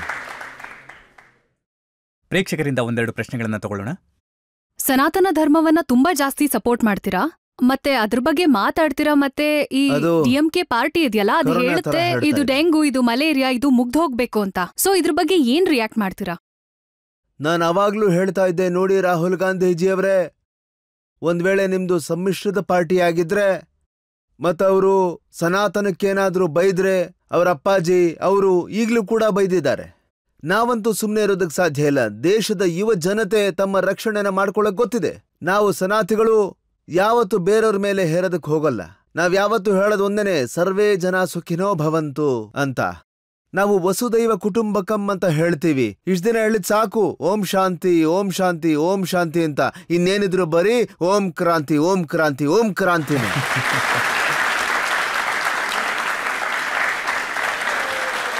ನನ್ ಪ್ರಶ್ನೆ ನಿಮ್ಗೇನಂದ್ರೆ, ಮುಸಲ್ಮಾನರು ತುಂಬಾ ಜನ ಮಕ್ಕಳನ್ನ ಹುಟ್ಟಿಸ್ತಾರೆ, ಮತ್ತೆ ಅವ್ರನ್ನ ಎಫೋರ್ಟ್ ಕೂಡ ಮಾಡ್ತಾರೆ. ಹಾಗಿದ್ದಾಗ ನಿಮ್ಗೇನ್ ಪ್ರಾಬ್ಲಮ್ ಇದ್ರಲ್ಲಿ? ಅವರ ಪ್ರಶ್ನೆ ಏನು ಅಂತಂದ್ರೆ, ಪದೇ ಪದೇ ಎಲ್ಲರೂ ಹೇಳ್ತಿರ್ತಾರೆ, ನಮ್ಮ ಮುಸ್ಲಿಂ ಪರಿವಾರದ ಜನ ಏನಿದ್ದಾರೆ ಅವ್ರಿಗೆ ಜಾಸ್ತಿ ಮಕ್ಕಳಿರ್ತಾರೆ. ಸೊ ಇವ್ರು ಕೇಳಿದ್ದು, ಒಂದ್ ವೇಳೆ ಅವರು ಜಾಸ್ತಿ ಮಕ್ಕಳನ್ನ ಹುಟ್ಟಿಸಿದ್ರೆ, ಅವರ ಕುಟುಂಬ ದೊಡ್ಡದಾದ್ರೆ ಅದರಲ್ಲಿ ನಿಮ್ಗೇನ್ ಪ್ರಾಬ್ಲಮ್ಮು ಅಂತ. ಪ್ರಪಂಚದ ಕೇವಲ 4% ನೀರು ಮತ್ತೆ 2.5% ಭೂಮಿ ಇದೆ. ನಾವು ಪ್ರತಿ ವರ್ಷ ಒಂದು ಆಸ್ಟ್ರೇಲಿಯನ್ನ ಹುಟ್ಟಾಕ್ತಾ ಇದ್ದೀವಿ. ಅಲ್ಲಿಗೆ ನಾವೆಲ್ಲರೂ ಯೋಚಿಸ್ಬೇಕಲ್ವಾ ಸ್ವಾಮಿ? ಅಂದ್ರೆ ದೇಶದಲ್ಲಿ ಜನಕ್ಕೆ ಊಟ ಸಿಗಬೇಕು, ಜಾಗ ಸಿಗಬೇಕು. ಡೆನ್ಸಿಟಿ ನೋಡಿದ್ರೆ ಅಮೇರಿಕಾ ಮತ್ತೆ ಚೈನಾಗಿಂತ ನಮ್ದು ತುಂಬಾ ಜಾಸ್ತಿ ಇದೆ. ಅದರಿಂದಾನೇ ನಾವು ಹೇಳ್ತಾ ಇರೋದು ಅವ್ರ ನೀತಿ ಸರಿ ಇಲ್ಲ ಅಂತ. ಅವ್ರು ಹೇಳ್ತಾರೆ ಅಲ್ಲಾ ತಾಲಾಕಿದೇನ್ ಅಂತ. ಅಲ್ಲಾ ತಾಲಾಕಿದೇನಿರ್ಲಿ, ಯಾರು ಬರ್ತಾರೋ ಬರ್ಲಿ. ಮತ್ತ ಆಮೇಲೆ ಹೇಳೋದು ಗಜ್ಬಾಯಿ ಹಿಂದ್. ನಮಗೇನು ಭಯ ಅಂತಂದ್ರೆ, ನನಗೆ ಮುಸಲ್ಮಾನರ ಮೇಲೆ ಯಾವ ದ್ವೇಷನೂ ಇಲ್ಲ. ಆದ್ರೆ ಮೂಲಭೂತವಾದಿ ಮುಸಲ್ಮಾನರೇನಿದ್ದಾರೆ, ಯಾರು ಭಾರತದ ವ್ಯವಸ್ಥೆನ ಏರ್ಪೇರ್ ಮಾಡಬೇಕು ಅಂತ ಇದ್ದಾರೆ, ಯಾರು ಸಾಮಾಜಿಕ ಸಾಮರಸ್ಯನ ಹಾಳು ಮಾಡಬೇಕು ಅಂತ ಇದ್ದಾರೆ, ನಾನು ಚಾಲೆಂಜ್ ಮಾಡಿ ಹೇಳ್ತಾ ಇದ್ದೀನಿ, ಎಲ್ಲೆಲ್ಲಿ ಹಿಂದೂಗಳು 80-90% ಇದ್ದಾರೆ, ಅಲ್ಲಿ ಮುಸಲ್ಮಾನರು ಸುರಕ್ಷಿತವಾಗಿದ್ದಾರೆ. ಮತ್ತೆ ಎಲ್ಲಿ 40% 50% ನಮ್ಮ ಹೆಣ್ಮಕ್ಳು ಹೊರಗಡೆ ಬರಕ್ಕಾಗ್ತಾ ಇಲ್ಲ. ನೀವು ಹೋಗಿ ನೋಡ್ಕೊಂಡು ಬನ್ನಿ, ಈ ದೇಶದಲ್ಲಿ ಗೊತ್ತಾಗುತ್ತೆ ನಿಮಗೆ. ಗಿರಿರಾಜಿ, ನೀವ್ ಹೇಳ್ತೀರಾ ನಿಮ್ಗೆ ಮುಸಲ್ಮಾನರನ್ನ ಕಂಡ್ರೆ ದ್ವೇಷ ಏನಿಲ್ಲ ಅಂತ. ಆದ್ರೆ ನಿಮ್ಗೆ ಮುಸಲ್ಮಾನರ ಮೇಲೆ ಅಂತ ಪ್ರೀತಿ ಕೂಡ ಇಲ್ವಲ್ಲ? ಇಲ್ಲ, ತುಂಬಾನೇ ಪ್ರೀತಿ ಇದೆ ನಮ್ಗೆ. ನವಾಜ್ ಹುಸೇನು ನಮಗ್ ತುಂಬಾ ಒಳ್ಳೆ ಮಿತ್ರರವರು. ಯಾರ ಮೇಲೆ ಪ್ರೀತಿ ಇದೆಯೋ ಅವ್ರ ಬಗ್ಗೆನೇ ಹೀಗೆ ಹೇಳ್ತೀರಾ, ಇನ್ನ ದ್ವೇಷ ಇರೋರ್ನ ಏನ್ ಮಾಡ್ತೀರೋ ನೀವು? ಇಲ್ಲ, ದ್ವೇಷ ಇರೋರ್ಗಂತೂ ನಾನು ಟಿಟ್ ಫಾರ್ ಟ್ಯಾಟ್ ಮಾಡ್ತೀನಿ. ಯಾರು ಹೆಂಗೋ ಹಂಗೆ ನಾನು. ಇನ್ನೊಂದು ಪ್ರಶ್ನೆ ತಗೊಳ್ಳೋಣ. ನನ್ನ ಪ್ರಶ್ನೆ ಏನಂದ್ರೆ, ನಿಮ್ಗೆ ನೀವು ಗಜ್ವಾಯ್ ಹಿಂದ್ ಬಗ್ಗೆ ಮಾತಾಡಿದ್ರಿ, ನಿಜವಾಗ್ಲೂ ಗಜ್ವಾಯ್ ಹಿಂದ್ ಇದೆಯಾ? ಈ ಗಜ್ವಾಯೇ ಹಿಂದ್ ಅಂದ್ರೆ, ಈಗ 1947ರಲ್ಲಿ ಜಿನ್ನ ತಗೊಂಡು ಹೊರಟೋದ್ರು. ಈ ಭಾರತನ ಗಜ್ವಾಯೇ ಹಿಂದ್ ಅಂದ್ರೆ, ಭಾರತನ ನಾವು ಮುಸ್ಲಿಂ ರಾಷ್ಟ್ರ ಮಾಡ್ತೀವಿ. ಇವತ್ ನೀವು ನೋಡ್ತಿರಬಹುದು, ಅಂದ್ರೆ ಈ ಜಾರ್ಖಂಡಲ್ಲಿ ಶುಕ್ರವಾರಕ್ಕೆ ಸ್ಕೂಲ್ಗೆ ರಜಾ ಕೊಡೋದಕ್ಕೆ ಶುರು ಮಾಡಿದ್ದಾರೆ. ಮೀಡಿಯಾದಲ್ಲಿ ನೀವು ನೋಡಿರಬಹುದು, ಭಾರತದ ಪ್ರತಿ ಸ್ಕೂಲ್ನಲ್ಲೂ ಭಾನುವಾರದ ದಿವಸ ರಜಾ ಇರುತ್ತೆ. ಇವರು ಗಜ್ವಾಯೇ ಹಿಂದ್ ತಂದು ಶರಿಯಾ ಕಾನೂನ್ ತಂದು ಇಸ್ಲಾಮಿಕ್ ಕಾನೂನ್ನ ಸ್ಥಾಪನೆ ಮಾಡೋದಕ್ಕೆ ನೋಡ್ತಾ ಇದ್ದಾರೆ. ಇದೇ ಗಜ್ವಾಯೇ ಹಿಂದ್ ಅಂದ್ರೆ. ಆಮೇಲೆ ಇವ್ರು ಏನ್ ಹೇಳ್ತಾರೆ, ನಮ್ಮ ಹುಡುಗರಿಗೆ ಮತ್ತೆ ಹುಡುಗಿರಿಗೆ ಬನ್ನಿ ಮಸೀದಿಗೆ ಬನ್ನಿ. ಇದ್ರದೇ ಭಯ ನನ್ಗೆ ಕಾಡ್ತಾ ಇರೋದು. ನಾನು ನಿರ್ಭೀತಿಯಿಂದ ಹೇಳ್ತೀನಿ, ನೋಡಿ ಈಗ ಸಮಯ ಬಂದಿದೆ, ಇಡೀ ದೇಶದ ಹಿಂದೂ ಸನಾತನಿ ಒಂದಾಗಬೇಕು, ಜಾತಿ ಮತ ಎಲ್ಲ ಬಿಟ್ಟು ಬರಬೇಕು. ಒಂದ್ ವೇಳೆ ಒಗ್ಗಟ್ಟಾಗ್ಲಿಲ್ಲ ಅಂದ್ರೆ ಹರಿದೋಗ್ತೀರಾ. ಈ ಘೋಷಣೆ ಸರಿಯಾದ ಘೋಷಣೆಯಾಗಿದೆ. ಆದ್ರೆ ನೋಡಿ, ಸನಾತನ ಧರ್ಮ ಏನಿದೆ ಅದು ಎಲ್ರನ್ನೂ ಜೊತೆ ಕರ್ಕೊಂಡು ಹೋಗುವಂತ ಮಾತಾಡುತ್ತೆ. ಮತ್ತೆ ಮೋದಿಜಿನೂ ಹೇಳ್ತಾರೆ ಸಬ್ಕಾ ಸಾಥ್ ಸಬ್ಕಾ ವಿಕಾಸ್. ನಿಮಗೊಂದು ಹೇಳ್ತೀನಿ ಕೇಳಿ, ಅಹಿಂಸಾ ಪರಮೋ ಧರ್ಮ ನಮ್ಮದಲ್ವಾ ಇದು? ಆಮೇಲೆ ಹೇಳ್ತಾರೆ, ಒಂದು ವೇಳೆ ಧರ್ಮದ ರಕ್ಷಣೆಗೋಸ್ಕರ ಹಿಂಸೆ ಮಾಡೋದು ತಪ್ಪಿಲ್ಲ. ನಮ್ಮ ದೇವಿ ದೇವತೆಗಳ ಕೈಯಲ್ಲಿ ಶಂಖನೂ ಇದೆ, ಸುದರ್ಶನನೂ ಇದೆ. ಒಂದು ಕಡೆ ಕತ್ತಿ ಹಿಡಿದಿದ್ರೆ ಈ ಕಡೆ ಆಶೀರ್ವಾದದ ಅಭಯನೂ ಇದೆ. ಸೊ ನಾವಂತೂ ಎರಡಕ್ಕೂ ತಯಾರಾಗಿ ನಿಂತಿರ್ತೀವಿ. ಶಸ್ತ್ರ ಮತ್ತೆ ಅಸ್ತ್ರ, ಶಾಸ್ತ್ರ ಮೂರಕ್ಕೂ. ಅದರಿಂದನೇ ನಾವು ನವರಾತ್ರಿನಲ್ಲಿ, ಈಗ್ಲಂತೂ ನವರಾತ್ರಿನಲ್ಲಿ ಸತ್ಯವಾಗ್ಲೂ ಒಂದು ದಿವಸ ನಿಮ್ಮ ಮೀಡಿಯಾದಲ್ಲೂ ತೋರಿಸ್ತಾ ಇದ್ರು, ಬಿಹಾರದಲ್ಲಿ ಒಬ್ರು ಸಚಿವರು ಅವರು ಕತ್ತಿಟ್ಟು ಪೂಜೆ ಮಾಡಿದ್ದಕ್ಕೆ ನೀವೆಲ್ಲರೂ ಪಾಪ ತುಂಬ ಅವರನ್ನ ಕಿಚಾಯಿಸಿದ್ರಿ. ಏನ್ ತಪ್ಪಿದೆ ಅದರಲ್ಲಿ? ನಮ್ಮ ಜನಗಳು ಮೊದಲಿಂದನೂ ಶಸ್ತ್ರಕ್ಕೆ ಪೂಜೆ ಮಾಡ್ತಾ ಇದ್ವಿ, ಶಾಸ್ತ್ರಕ್ಕೂ ಪೂಜೆ ಮಾಡ್ತಿದ್ವಿ. ಇದು ನಮ್ಮ ಪರಂಪರೆ. ಹಾಗಾಗಿ ನಾವು ಪೂಜೆ ಮಾಡೋದು ನಿಲ್ಲಿಸಿದ್ವಿ, ಜನಗಳು ನಮಗೆ ಹೆದರದನ್ನು ನಿಲ್ಲಿಸ್ಬಿಟ್ರು. ಆದ್ರೆ ನಾನು ಓವೈಸಿ ಸಾಬ್ ಅವರ ಮಾತನ್ನು ಕೇಳ್ತೀನಿ, ಮೌಲಾನಾ ಮೆಹಮೂದ್ ಮದನಿ ಅವರ ಮಾತನ್ನು ಕೇಳ್ತೀನಿ. ಅವ್ರು ಹೇಳ್ತಾರೆ ಈ ದೇಶ ನಿಮ್ದೆಷ್ಟೋ ನಮ್ದು ಕೂಡ ಅಂತ. ಮೋಹನ್ ಭಾಗವತ್ ಮತ್ತೆ ಗಿರಿರಾಜ್ಗೆ ಎಷ್ಟಿದೆಯೋ ಅಷ್ಟೇ ಮದನಿ ಕೂಡ ಮತ್ತೆ ಓವೈಸಿದು ಕೂಡ ಅಂತ. ಇಲ್ಲ, ನಮ್ಮ ಮಟ್ಟಿಗೆ ಇವತ್ತು ಪಾಕಿಸ್ತಾನದಲ್ಲಿ ಹಿಂದೂಗಳು ಉಳಿದಿಲ್ಲ. ಎಲ್ಲಿಗೆ ಹೋದ್ರು? ಯಾರೂ ಕಣ್ಣೀರು ಹಾಕಲಿಲ್ಲ, ಯಾರೂ ಗಲಾಟೆ ಮಾಡಲಿಲ್ಲ, ಯಾರೂ ರೋಡ್ ಮೇಲೆ ಮೆರವಣಿಗೆ ಹೋಗಲಿಲ್ಲ. ಇವತ್ತು ಬಾಂಗ್ಲಾದೇಶದಲ್ಲಿ ಏನು ಘಟನೆ ನಡೀತು? ಈ ಹಿಂದೂಸ್ತಾನ್ ಪಾಕಿಸ್ತಾನ ಮಾಡಿದ್ದೆ ಯಾರಿಗೆ ಅಲ್ಲಿರ್ಬೇಕಿತ್ತೋ, ಹೋಗ್ಬೇಕಾಗಿತ್ತೋ, ಇದು ಹಿಂದೂಗಳಿಗೋಸ್ಕರ ಮಾಡಿದ್ದು ಈ ದೇಶನ. ಈಗ ಅವ್ರು ಹೇಳ್ತಾರೆ ನಿಮಗೆಷ್ಟು ಸೇರಿದ್ದೋ ನಮಗೂ ಅಷ್ಟೇ ಅಂತ. ಇದನ್ನ ಅವ್ರುಗಳು ಯೋಚಿಸ್ಬೇಕು. ಸೇರಿಲ್ಲ ಅಂತ ನಾನೆಲ್ಲೂ ಹೇಳಲಿಲ್ಲ. ಆದ್ರೆ ಒಂದ್ ವೇಳೆ ಇಲ್ಲಿದ್ದ ಮೇಲೆ ಆಗ ಸಾಮಾಜಿಕ ಸಾಮರಸ್ಯ ತೋರಿಸ್ತೀರಾ, ಇಲ್ಲ ನನ್ನನ್ನೇ ಹೆದರ್ಸ್ತೀರಾ, ನನ್ನ ಇದು ಜಾತ್ರೆ ಮೇಲೆ ಕಲ್ಲೆಸಿತೀರಾ, ಮತ್ತೆ ನನಗೂ ಅಧಿಕಾರ ಇದೆ ಅಂತೀರಾ? ಇವೆಲ್ಲ ನಡೆಯೋದಿಲ್ಲ. ಅಂದ್ರೆ ನಿಮ್ಮ ಆಳ್ವಿಕೆನಲ್ಲಿ ಮುಸಲ್ಮಾನರು ಇಲ್ಲಿ ಹೆದರ್ಕೊಂಡು ಬದುಕಬೇಕಾ? ಹೆದರ್ಕೊಂಡಲ್ಲ, ಭಾತೃತ್ವದ ಜೊತೆಗೆ. ರಿಯಲ್ ಭಾತೃತ್ವ. ಭಾತೃತ್ವ. ಈ ಸಮಾಜವಾದಿ ಜನ ಹೇಳ್ತಾರೆ ಏನು ಗಾಂಗಿ ಜನ್ಮಿ ಸಂಸ್ಕೃತಿ ಇದು ಅಂತ. ನನಗೆ ಅರ್ಥ ಆಗ್ತಾ ಇಲ್ಲ. ಗಂಗಾನೂ ನನ್ನದೇ, ಗಂಗಮ್ಮ ಜಮುನಾ ತಾಯಿನೂ ನನ್ನದೇ, ಸಂಸ್ಕೃತಿನೂ ನನ್ನದೇ. ಈ ಗಾಂಗಿ ಜಮುನಿ ನನ್ನ ಸಂಸ್ಕೃತಿ ಅಲ್ದೆ ಅಲ್ಲೆಲ್ಲೋ ಇರಾನ್ನಿಂದಾನೋ ಎಲ್ಲಿಂದಲೋ ತಂದಿರೋ ಸಂಸ್ಕೃತಿನ ಅದು. ಅಂದಮೇಲೆ ಈ ಗಾಂಗಿ ಜಮುನಿ ಸಂಸ್ಕೃತಿನ ಬೇರೆಯವ್ರು ಕಲಿಬೇಕೋ ಅಥವಾ ನಾವು ಕಲಿಬೇಕೋ? ಇದನ್ನೇ ನಾನು ಕೇಳಿದ್ದು ಸ್ವಾಮಿ. ಆದ್ರೆ ನೀವ್ ಹೇಳ್ತೀರಾ ಇವರು ಔರಂಗಜೇಬ್ನ ಸಂತತಿ ಅಂತ, ಬಾಬರ್ನ ಸಂತತಿ ಅಂತ. ಭಾರತದಲ್ಲಿ ಎಷ್ಟು ಜನಗಳಿದಾರೋ, ಯಾವುದೇ ಧರ್ಮದವರು ಇರಲಿ, ಮುಸಲ್ಮಾನ ಆದ್ರೂ ಸರಿ, ಹಿಂದೂ ಆದ್ರೂ ಸರಿ, ಎಲ್ರೂ ಒಂದೇ DNA-ನವರು. ಮುಘಲ್ರು ದಾಳಿ ಮಾಡಿದ್ರು, ನಾವು ಮುಘಲ್ರನ್ನ ಪೂಜೆ ಮಾಡಕ್ಕಾಗಲ್ಲ, ನಾವು ಮುಘಲ್ರನ್ನ ಗೌರವದಿಂದ ನೋಡಕ್ಕಾಗಲ್ಲ. ಅವರು 700 ವರ್ಷ ಕೇವಲ ಇವ್ರದ್ರ ಬಗ್ಗೆ ಮಾತಾಡಿದಾಗ ನನಗೆ ಯಾಕೆ ಕೋಪ ಬರೋದಿಲ್ಲ ಅಂತ ಹೇಳಿ? ಅಂದ್ರೆ 800 ವರ್ಷಗಳಷ್ಟು ನಾವು ಆಳಿದೀವಿ, ಇನ್ನು ಮುಂದೆನೂ ನಾವು ಆಳ್ತೀವಿ ಅಂತ ಹೇಳ್ತಾರಲ್ಲ. ಈ 800 ವರ್ಷ ಭಾರತದ ಇತಿಹಾಸ ಅಲ್ಲ, ಭಾರತಕ್ಕೆ 5000 ವರ್ಷದ ಇತಿಹಾಸ ಇದೆ. ಭಾರತದ ಸನಾತಿಗಳು ಈ ದೇಶನ ಆಳ್ತಿದ್ದವರು. ನೋಡಿ, ನೀವು ಇಂಥ ಮಾತುಗಳನ್ನ ಆಡ್ತೀರಾ, ಮತ್ತೆ ಅದಕ್ಕೆ ಈ ಮುಸ್ಲಿಂ ನಾಯಕರೇನಿದ್ದಾರೆ, ಮೌಲ್ವಿಗಳು ಮಾತಾಡುವಂತ ಅವಕಾಶ ಸಿಗುತ್ತೆ. ಆಮೇಲೆ ಮುಸಲ್ಮಾನರೆಲ್ಲರೂ ಒಟ್ಟಾಗಿ ಬಿಜೆಪಿ ವಿರುದ್ಧ ವೋಟ್ ಮಾಡ್ತಾರೆ. ನಾವು ಅವ್ರಿಗೆ ಆರತಿ ಮಾಡೋಕ್ಕೂ ರೆಡಿ, ಆಗ್ಲೂ ಅವ್ರು ನಮಗೆ ವೋಟ್ ಕೊಡೋದಿಲ್ಲ ಸ್ವಾಮಿ. ನನಗೆ ಇವತ್ತು ಈ ಕಾಶ್ಮೀರದ ಮಾತು ನೀವು ಹೇಳಿದ್ರಿ. ನಾನು ಈ ಮೊದಲು ಹೇಳಿದ್ದೀನಿ, ಮೋದಿಜಿಯವರು ಕಾಶ್ಮೀರದ ವಿಕಾಸಕ್ಕೆ ಮಾಡದೇ ಇರೋದೇನಾದರೂ ಇದೆಯಾ ಹೇಳಿ? ಆದರೆ ಬಿಜೆಪಿಗೆ ಯಾಕೆ ಅವ್ರು ವೋಟ್ ಮಾಡಲಿಲ್ಲ ಹೇಳಿ? ಯಾಕಂದ್ರೆ ನೀವು ಅವರ ಮನ್ಸನ್ನ ಗೆಲ್ಬೇಕಾಗತ್ತೆ. ಹೇಗೆ ಸ್ವಾಮಿ ಹೇಳಿ ನಂಗೆ? ನಾನು ಹನುಮಂತನ್ ತರ ಎದೆ ಸೀಳಿ ತೋರಿಸ್ಬೇಕಾ? ನಾನು ಯಾರಿಗೂ ನಿಜವಾಗ್ಲೂ ನನ್ನ ಕಾನ್ಸ್ಟಿಟ್ಯೂಯೆನ್ಸಿನಲ್ಲಿ ನಾನು ಯಾರನ್ನೂ ಬೈದಿಲ್ಲಪ್ಪ. ಆದ್ರೂ ನಮಗೂ ವೋಟ್ ಇಲ್ಲ. ಅದಕ್ಕೆಪ್ಪ ಹೇಳೋದು. ಈಗ ಜಮ್ಮು ಕಾಶ್ಮೀರದಲ್ಲಿ ಫಾರೂಕ್ ಅಬ್ದುಲ್ಲಾ ಸಾಹೇಬ್ರ ಪಾರ್ಟಿ ಸರ್ಕಾರಕ್ಕೆ ಬರುತ್ತೆ, ಉಮರ್ ಅಬ್ದುಲ್ಲಾ ಮುಖ್ಯಮಂತ್ರಿ ಆಗ್ತಾರೆ. ಮತ್ತೆ ಅವರು ಜನಗಳಿಗೆ ಮಾತು ಕೊಟ್ಟಿದ್ದಾರೆ, ಆರ್ಟಿಕಲ್ 370ನ ವಾಪಸ್ ತರ್ತೀವಿ ಅಂತ. ರಾಹುಲ್ ಗಾಂಧಿ ಆಮೇಲೆ ಫಾರೂಕ್ ಅಬ್ದುಲ್ಲಾ ಬೆಟ್ಟದ ಮೇಲೆ ನಿಂತು ಗಂಟ್ಲು ಹರ್ಕೊಳ್ಳಿ, ಆದ್ರೂ ಕೂಡ ಅವರು 370 ವಾಪಸ್ ಬರೋಕ್ ಸಾಧ್ಯ ಇಲ್ಲ.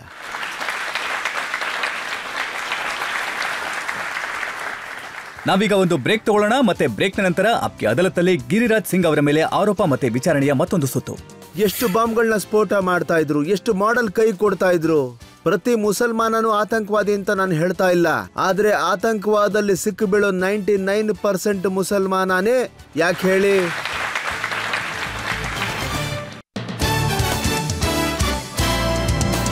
Welcome back. ಆಪ್ಗೆ ಅದಾಲತ್ನಲ್ಲಿ ಇವತ್ತಿನ ನಮ್ಮ ಅತಿಥಿ ಕೇಂದ್ರೀಯ ಮಂತ್ರಿ ಗಿರಿರಾಜ್ ಸಿಂಗ್. ಆಪ್ಗೆ ಅದಾಲತ್ನಲ್ಲಿ ಮುಂದಿನ ಆರೋಪ ಗಿರಿರಾಜ್ ಸಿಂಗ್ ಅವರ ಮೇಲೆ. ಆಪ್ಕಿ ಅದಾಲತ್ನಲ್ಲಿ ಕೇಂದ್ರೀಯ ಮಂತ್ರಿ ಗಿರಿರಾಜ್ ಸಿಂಗ್ ಅವರ ಮೇಲಿರುವ ಆರೋಪವೆಂದರೆ ಇವರು ಎಲ್ಲರನ್ನೂ ಗೇಲಿ ಮಾಡುತ್ತಾರೆ ಎಂಬುದು.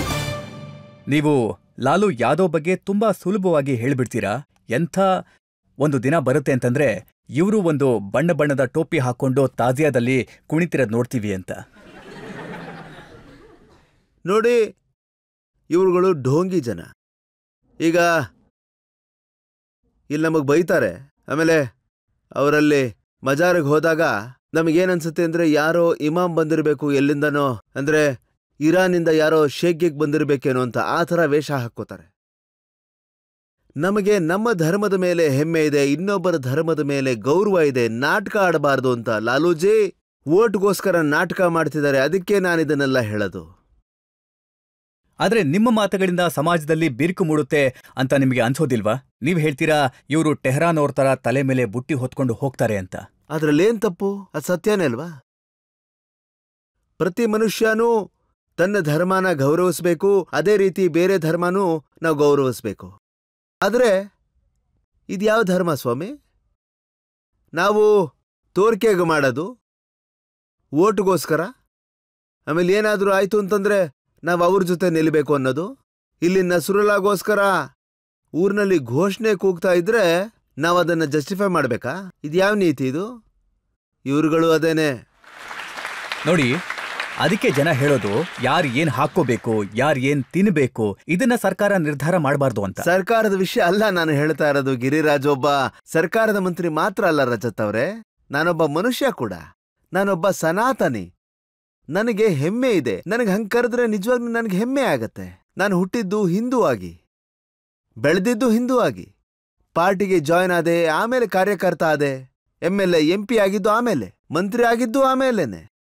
ನಾನು ಹೇಳೋದೊಂದೇ, ನಾನು ಎಲ್ಲವನ್ನ ಬಿಟ್ಟು ಬಿಡ್ತೀನಿ. ನನ್ನ ಶರೀರದಲ್ಲಿ ಒಂದೇ ಒಂದು ರಕ್ತದ ಕಣ ಬಾಕಿ ಇದ್ರೂ ಕೂಡ ನಾನು ಅದನ್ನು ತ್ಯಾಗ ಮಾಡಿಬಿಡ್ತೀನಿ. ಆದರೆ ಹಿಂದುತ್ವನ ಮಾತ್ರ ಬಿಡೋದಕ್ಕೆ ನಾನು ತಯಾರಿಲ್ಲ. ನಾನು ಹುಟ್ಟಿದ್ದೆ ಹಿಂದೂ ಆಗಿ, ಅದಕ್ಕೆ ಹಿಂದುತ್ವದ ಮಾತಾಡ್ತೀನಿ. ಯಾಕಾಡಬಾರ್ದು? ಒಂದ್ ವೇಳೆ ನಮ್ಮ ಧರ್ಮ ಅಪಾಯದಲ್ಲಿದ್ರೆ ಯಾಕೆ ಮಾತಾಡ್ಬಾರ್ದು ಸ್ವಾಮಿ? ಜನ ನನ್ನ ಹೆದರ್ಸಿದ್ರೆ ನಾನು ಯಾಕೆ ಅದಕ್ಕೆ ವಿರೋಧ ಮಾಡಬಾರ್ದು ಅಂತ ಹೇಳಿ ನೀವು. ಅಲ್ಲ, ಎಲ್ಲಿ ಅಪಾಯದಲ್ಲಿದೆ? ಇವತ್ತು ಕೆರಾನಲ್ಲಿ ನೀವು ನೋಡಿದ್ರೋ ಇಲ್ವೋ, ಜನ ತಮ್ಮ ತಮ್ಮ ಮನೆ ಮೇಲೆ ಬರೆದಿದ್ದಾರೆ ಮನೆ ಮಾರಾಟಕ್ಕೆ ಇದೆ ಅಂತ. ನಾನು ಹೇಳ್ತೀನಿ ಕೇಳಿ, ಯಾರು ಬೇಕಿದ್ರು ನೋಡಿ. ಒಂದ್ ವೇಳೆ ನಮ್ಮ ಮಾತು ತಪ್ಪು ಅಂತಾದ್ರೆ, ಎಲ್ಲಿ 60% ಮೇಲೆ ಅವರ ಜನಸಂಖ್ಯೆ ಹೋಗಿದೆಯೋ ಅಲ್ಲಿ ಒಂದು ಭಯಾನಕವಾದ ವಾತಾವರಣ ಹುಟ್ಟುಕೊಂಡಿದೆ. ಆದರೆ ಎಲ್ಲಿ 90%, 95%, 98% ಹಿಂದೂ ಜನಸಂಖ್ಯೆ ಇದೆಯೋ ಅಲ್ಲಿ ಯಾವುದೇ ಭಯ ಇಲ್ಲ. ಅದು ಯಾಕೆ ಅಂತ ನೋಡಿ. ನೀವು ಈ ಎಲ್ಲ ಮಾತುಗಳನ್ನ ಹೇಳಿದಾಗ ಅದರಿಂದಲೇ ಜನಗಳ ಮಧ್ಯೆ ಈ ಥರದ ಬಿರುಕು ಮೂಡುತ್ತೆ. ನೀವು ಇಡೀ ಕಾಂಗ್ರೆಸ್ಸಿಗೆ ಹೇಳ್ಬಿಡ್ತೀರಾ, ರಾಹುಲ್ ಗಾಂಧಿಗೂ ಹೇಳ್ತೀರಾ ತುಕಡೆ ತುಕಡೆ ಗ್ಯಾಂಗ್ನ ಲೀಡರ್ ಇವರು ಅಂತ. ಯಾಕೆ ಹೇಳಬಾರ್ದು? JNUC ಡೆಲ್ಲಿನಲ್ಲಿದೆ. JNUನಲ್ಲಿ ಘೋಷಣೆ ಕೂಗ್ತಾರೆ, ಅಫ್ಜಲ್ ಹಮ್ ಶರ್ಮಿಂದಾ ಹೇ, ತೇರೆ ಕಾತಿಲ್ ಜಿಂದಾ ಹೇ. ಯಾರವನು ಅಫ್ಜಲ್ಲು? ಅವನೊಬ್ಬ ಮಾಸ್ಟರ್ ಮೈಂಡ್ ಸ್ವಾಮಿ. ಲೋಕಸಭೆ ಮೇಲೆ ಅಟ್ಯಾಕ್ ಮಾಡಿಸ್ದವನು ಅವನು. ಆ ಜಾಗಕ್ಕೆ ಹೋಗಿ ರಾಹುಲ್ ಗಾಂಧಿ ಅವ್ರನ್ನ ಸಮರ್ಥನೆ ಮಾಡಿಸ್ಕೊಳಕ್ ಭಾಷಣ ಮಾಡ್ತಾರೆ. ಇವರು ಟುಕಡೆ ಟುಕಡೆ ಗ್ಯಾಂಗ್ ಅವರಲ್ವಾ? ನಾನು ಜನನ್ನ ಕೇಳಕ್ ಇಷ್ಟಪಡ್ತೀನಿ. ನೋಡಿ, ನಾನು ನಿಮ್ಗೊಂದು ಎಕ್ಸಾಂಪಲ್ ಕೊಡ್ತೀನಿ. ಜಾಕಿರ್ ನಾಯಕ್ ಇತ್ತೀಚೆಗೆ ಮಲೇಷ್ಯಾದಿಂದ ಓಡ್ಹೋಗಿ ಪಾಕಿಸ್ತಾನದಲ್ಲಿದ್ದಾರೆ. ಪಾಕಿಸ್ತಾನದಲ್ಲಿ ಭಾಷಣ ಮಾಡ್ತಿರ್ತಾರೆ. ಸೊ ಅಲ್ಲೊಂದು ಭಾಷಣದಲ್ಲಿ ಅವರು ಹೇಳ್ತಾರೆ, ನಾನು ಹಿಂದೂಸ್ತಾನದಲ್ಲಿದ್ದಾಗ ತುಂಬಾನೇ ಚೆನ್ನಾಗಿದ್ದೆ. ಪಾಕಿಸ್ತಾನದಲ್ಲಿ ಒಂದ್ ವೇಳೆ ನನ್ನ ವಸ್ತುಗಳು ಜಾಸ್ತಿ ಆಗೋದ್ರೆ ಪ್ಲೇನ್ನಲ್ಲಿ ಎಕ್ಸ್ಟ್ರಾ ಚಾರ್ಜ್ ಮಾಡ್ತಾರೆ, ಭಾರತದಲ್ಲಿ ಚಾರ್ಜ್ ಮಾಡ್ತಿರ್ಲಿಲ್ಲ ಅಂತ. ಆ ಕಾಲ ಇದ್ದಿದ್ದು ರಾಹುಲ್ ಗಾಂಧಿದು. ಆಗ ಮನಮೋಹನ್ ಸಿಂಗ್ ಅವರು ಪ್ರೈಮ್ ಮಿನಿಸ್ಟರ್ ಆಗಿದ್ರು. ಅವ್ರೇನ್ ಹೇಳ್ತಾ ಇದ್ರು, ಭಾರತದ ಸಂಪನ್ಮೂಲದ ಮೇಲೆ ಮೊದಲನೇ ಅಧಿಕಾರ ಮುಸಲ್ಮಾನರಿಗಿದೆ ಅಂತ. ಅದಕ್ಕೆ ಜಾಕಿರ್ ನಾಯಕ್ ಹಂಗೆ ಹೇಳ್ತಾ ಇದ್ದಿದ್ದು, ಇವಾಗಲ್ಲ, ನರೇಂದ್ರ ಮೋದಿ ಅವರ ಕಾಲದಲ್ಲ. ಅಂದ್ರೆ ಈ ಬದಲಾಗಿರೋ ಹಿಂದೂಸ್ತಾನ ಇದೆಯಲ್ಲ, ಅದು ಮೋದಿದ? ಖಂಡಿತ ಬದಲಾಗಿದೆ. ಸಬ್ಕಾ ಸಾಥ್ ಸಬ್ಕಾ ವಿಕಾಸ್. ಬರೀ ಮಾತಲ್ಲ, ಇಲ್ಲ ಕೆಲಸದಲ್ಲೂ ಆಗಿದ್ಯಾ? ಇದಿರದೇ ಮಾಡಕ್ಕೋಸ್ಕರ. ಈಗ ನೋಡಿ, ಖುದ್ದು ನೀವೇ ಹೇಳ್ತೀರಾ, ಗ್ಯಾಸ್ ಸಿಲಿಂಡರ್ ಕೊಟ್ರು, ಏನು ಹಿಂದೂ ಮತ್ತೆ ಮುಸ್ಲಿಂ ಅಂತ ನೋಡಿದ್ರ? ಹೇಳಿ ಯಾರಾದ್ರು. ಮನೆ ಕೊಟ್ರು, ನಾನು ರೂರಲ್ ಡೆವಲಪ್ಮೆಂಟ್ ಮಿನಿಸ್ಟರ್ ಆಗಿದ್ದೆ, ಪಂಚಾಯತ್ ರಾಜಲ್ಲಿ. ಮನೆ ಕೊಟ್ರು, ಅದರಲ್ಲಿ ಯಾರಾದ್ರೂ ಹಿಂದೂ ಮುಸ್ಲಿಂ ಅಂತ ಇದ್ರಾ? ನೀರ್ ತಲುಪಿಸಿದ್ರು, ಹಿಂದೂ ಮುಸ್ಲಿಂ ಇದ್ರಾ? 5 ಲಕ್ಷ ತನಕ ಚಿಕಿತ್ಸೆ ಆಯುಷ್ಮಾನ್ ಕಾರ್ಡ್ ಕೊಟ್ರು, ಹಿಂದೂ ಮುಸ್ಲಿಂ ಕೊಟ್ರಲ್ಲ. ಇದು ಸಬ್ಕಾ ಸಾಥ್ ಸಬ್ಕಾ ವಿಕಾಸ್ ಅಲ್ವಾ ಸ್ವಾಮಿ? ಇದೇನು ಬೇರೆ ವಿಷಯನಾ?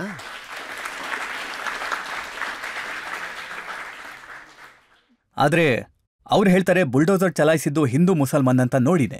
ಇಲ್ಲ, ಈ ತರ ಅವ್ರು ಯೋಚಿಸೋದು. ಒಂದ್ ವೇಳೆ ಅವ್ರು ಹೇಳ್ತಾರೆ ಒಂದ್ ವೇಳೆ ಎನ್ಕೌಂಟರ್ ಆದ್ರೆ ಹಿಂದೂ ಮುಸಲ್ಮಾನ್ ಅಂತ ನೋಡಿನೆ. ಇಲ್ಲ, ಯಾಕೆಂದ್ರೆ ಒಂದ್ ವೇಳೆ ಕೊಲೆಗಾರರಾಗಿದ್ರೆ, ಕೆಟ್ಟ ಜನ ಆಗಿದ್ರೆ ಕೊಲೆ ಆಗ್ತಿರೋದು ಅವ್ರದ್ದೇ ಅಲ್ವಾ? ಈಗ ಒಬ್ಬ ತಪ್ಪು ಮಾಡಿದ್ರೆ, ಹತ್ಯೆ ಮಾಡಿದ್ರೆ, ಮರ್ಡರ್ ಮಾಡಿದ್ರೆ, ಆಗ ಮರ್ಡರನ್ನೇ ಸಾಯಿಸ್ಬೇಕಲ್ವಾ? ಅವನ ಮೇಲೆ ಆಕ್ಷನ್ ತಗೋಬೇಕಲ್ವಾ? ಈಗ ನೋಡಿ, ಯೋಗಿಜಿಯವರು ಲೌಡ್ ಸ್ಪೀಕರ್ನ ತೆಗೆದು ಹಾಕಿದ್ರೆ ಅವರು ಮಂದಿರದಿಂದಲೂ ತೆಗೆದು ಹಾಕಿದ್ರು, ಮಸೀದಿಯಿಂದನೂ ತೆಗೆದು ಹಾಕಿದ್ರು.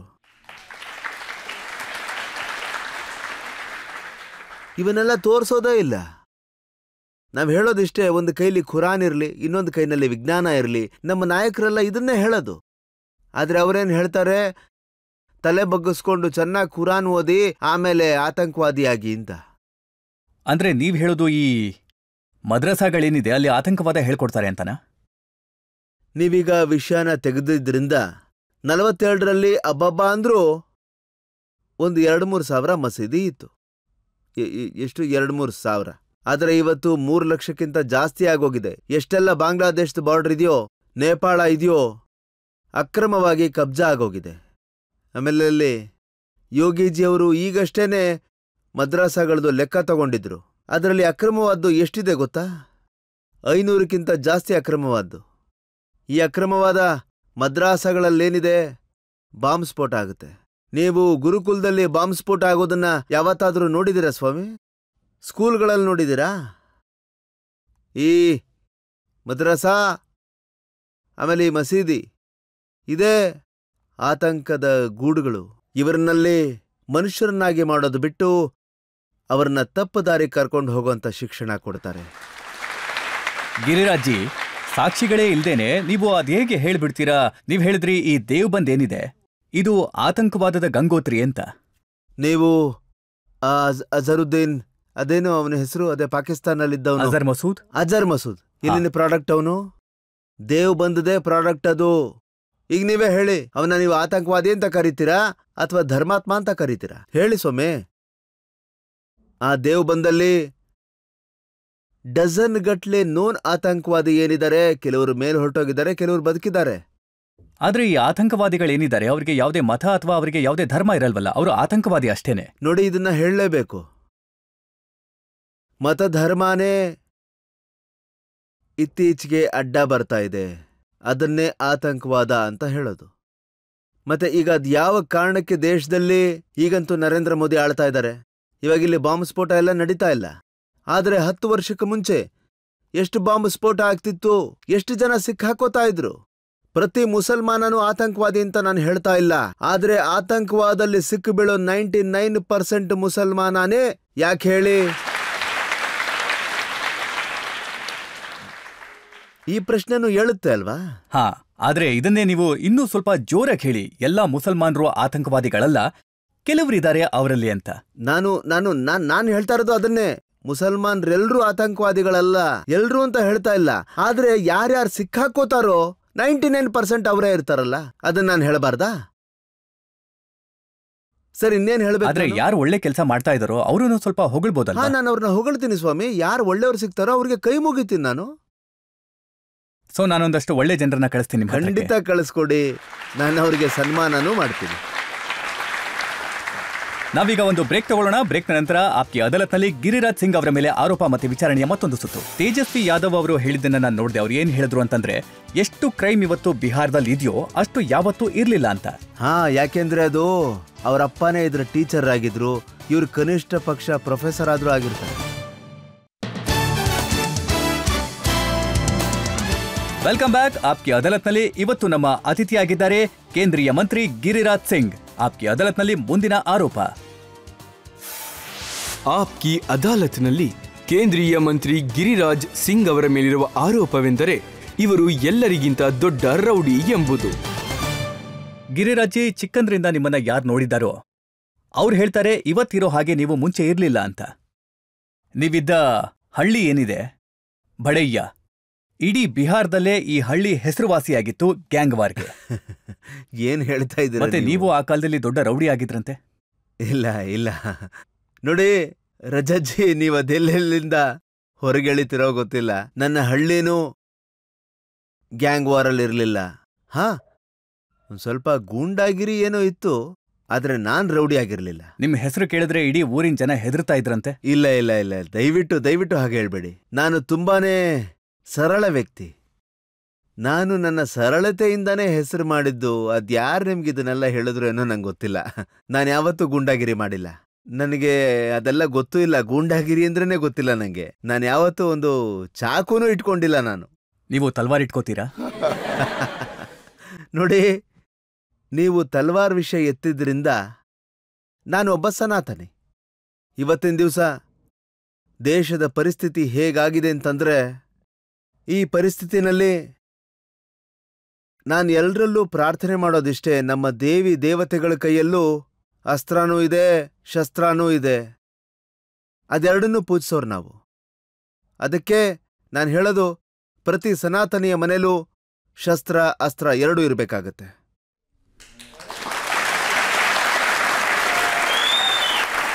ಸರಿ, ಇದು ನಿಜನಾ? ಅಂದ್ರೆ ನೀವು ಬೆಂಗಾಲ್ದಲ್ಲಿ ತಾರಾಪೀಠದಲ್ಲಿ ರಾತ್ರಿ ಕತ್ಲಲ್ಲಿ ನೀವು ಸ್ಮಶಾನಗಳಿಗೆ ಹೋಗಿ ತಂತ್ರವಿದ್ಯೆ ಮಾಡ್ತಿದ್ರಂತೆ. ಖಂಡಿತ ತಾರಾಪೀಠಕ್ಕೆ ಹೋಗ್ತಾ ಇದ್ದೆ ನಾನು. ಸನಾತನದಲ್ಲಿ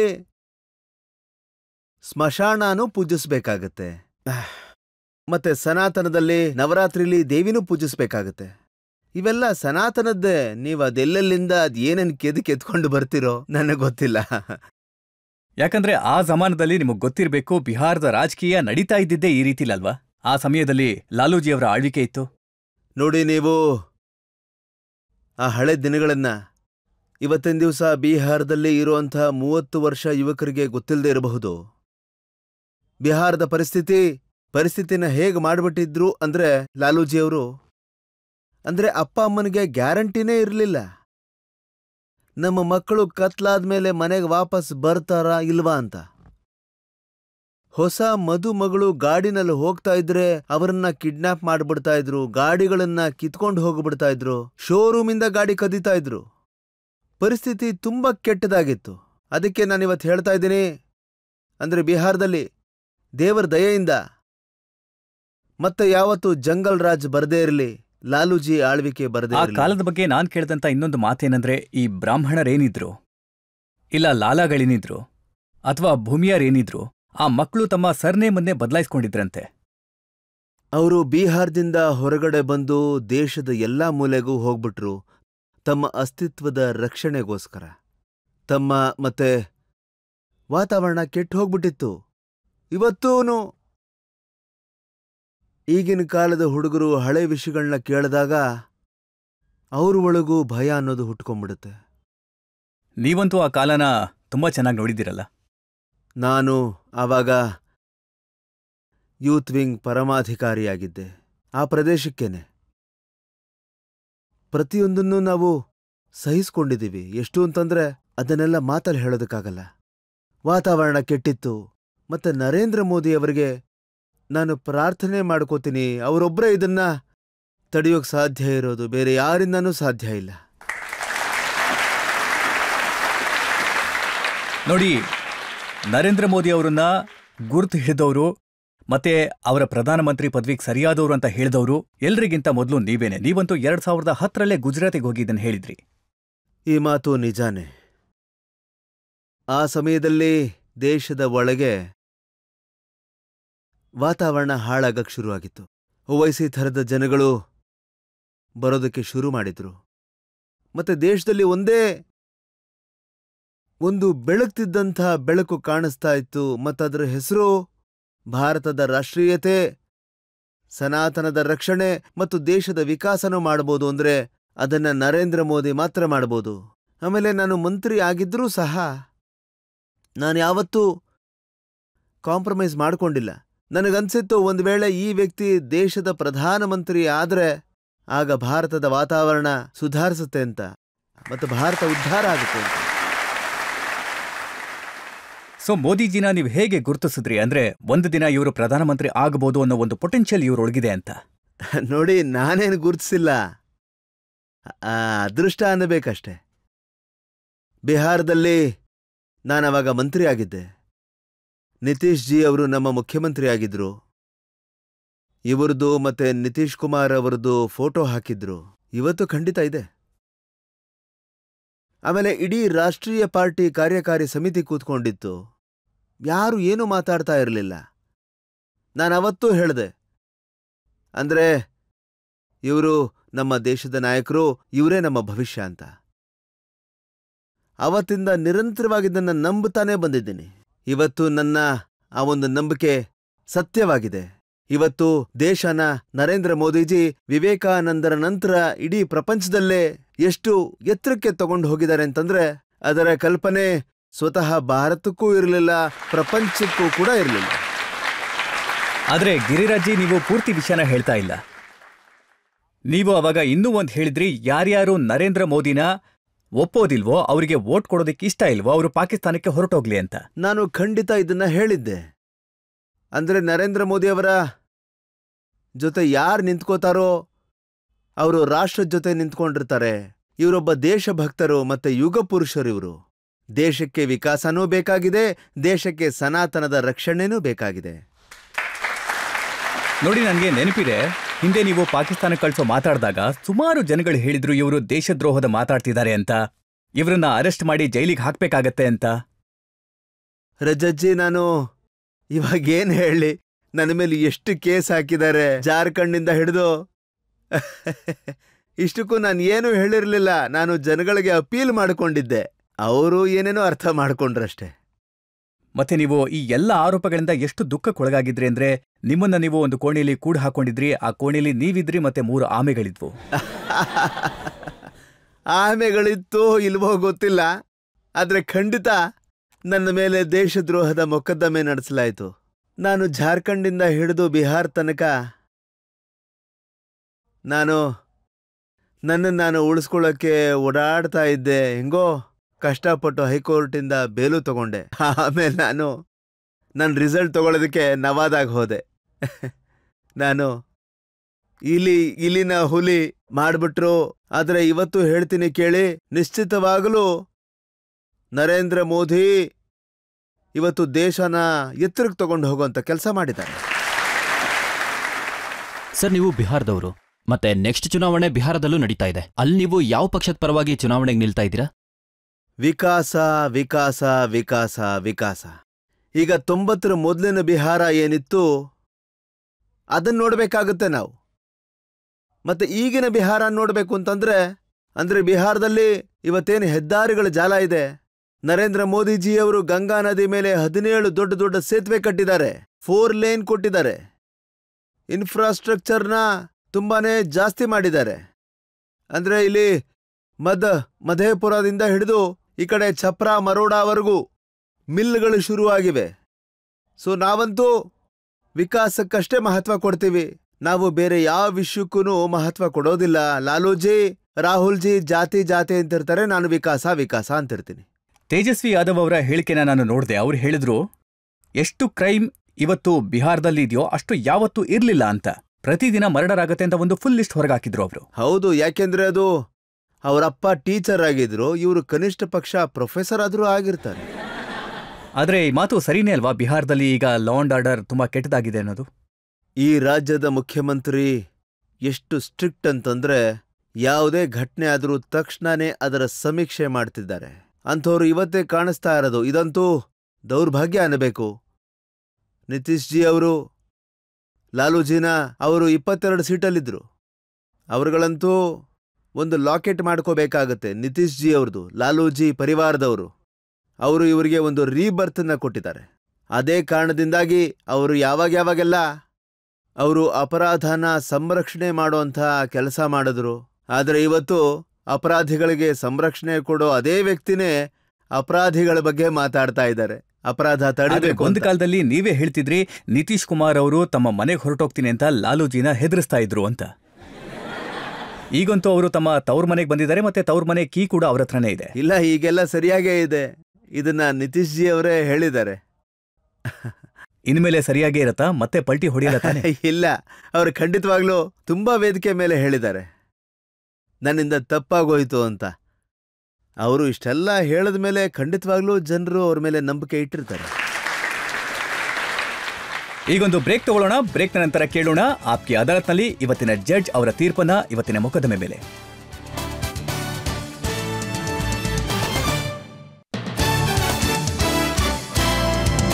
ವೆಲ್ಕಮ್ ಬ್ಯಾಕ್. ಆಪ್ಕಿ ಅದಾಲತ್ನಲ್ಲಿ ಇವತ್ತು ನಾವು ಮೊಕದ್ದಮೆ ನಡೆಸಿದ್ವಿ ಕೇಂದ್ರೀಯ ಮಂತ್ರಿ ಗಿರಿರಾಜ್ ಸಿಂಗ್ ಅವರ ಮೇಲೆ. ಅವರನ್ನ ಕೇಳಿದ್ವಿ ವಿವಾದ ತುಂಬಿರುವಂತ ಅವರ ಹೇಳಿಕೆಗಳ ಬಗ್ಗೆ, ಅವರನ್ನ ಕೇಳಿದ್ವಿ ಬಿಹಾರದ ಬಗ್ಗೆ, ಗಜ್ವಾ ಹೇ ಹಿಂದ್ನ ಘೋಷಣೆ ಬಗ್ಗೆ, ಮತ್ತೆ ಅವರ ಕಾಂಟ್ರವರ್ಷಿಯಲ್ ಹೇಳಿಕೆಗಳ ಬಗ್ಗೆ. ಆಪ್ಕಿ ಅದಾಲತ್ನಲ್ಲಿ ಇವತ್ತಿನ ಜಡ್ಜ್ ಅವರ ತೀರ್ಪನ್ನ ಕೇಳೋ ಸಮಯ.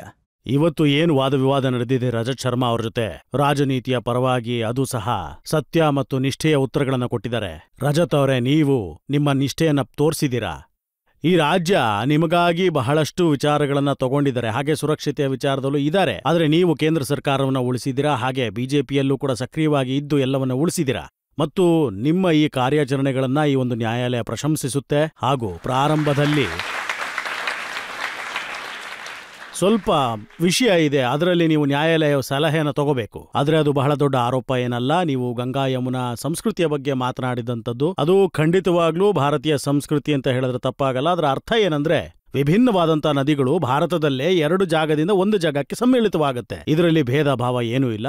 ಮತ್ತು ಒಂದು ಸಲಹೆನ ನ್ಯಾಯಾಲಯ ನಿಮಗೆ ಕೊಡ್ತಾ ಇದೆ. ಈ ಗಂಗಾ ಯಮುನಾ ಸಂಸ್ಕೃತಿ ಏನಿದೆ ಅದನ್ನ ಈ ಭಾರತ ಒಪ್ಕೊಂಡಿದೆ ಮತ್ತು ಮುಂದೆನೂ ಸಹ ಅದು ಜೀವಂತವಾಗಿರುತ್ತೆ. ಹಾಗೆ ಈ ನ್ಯಾಯಾಲಯವು ನಿಮ್ಮ ಆರೋಪಗಳನ್ನು ಮುಕ್ತಗೊಳಿಸ್ತಾ ಇದೆ.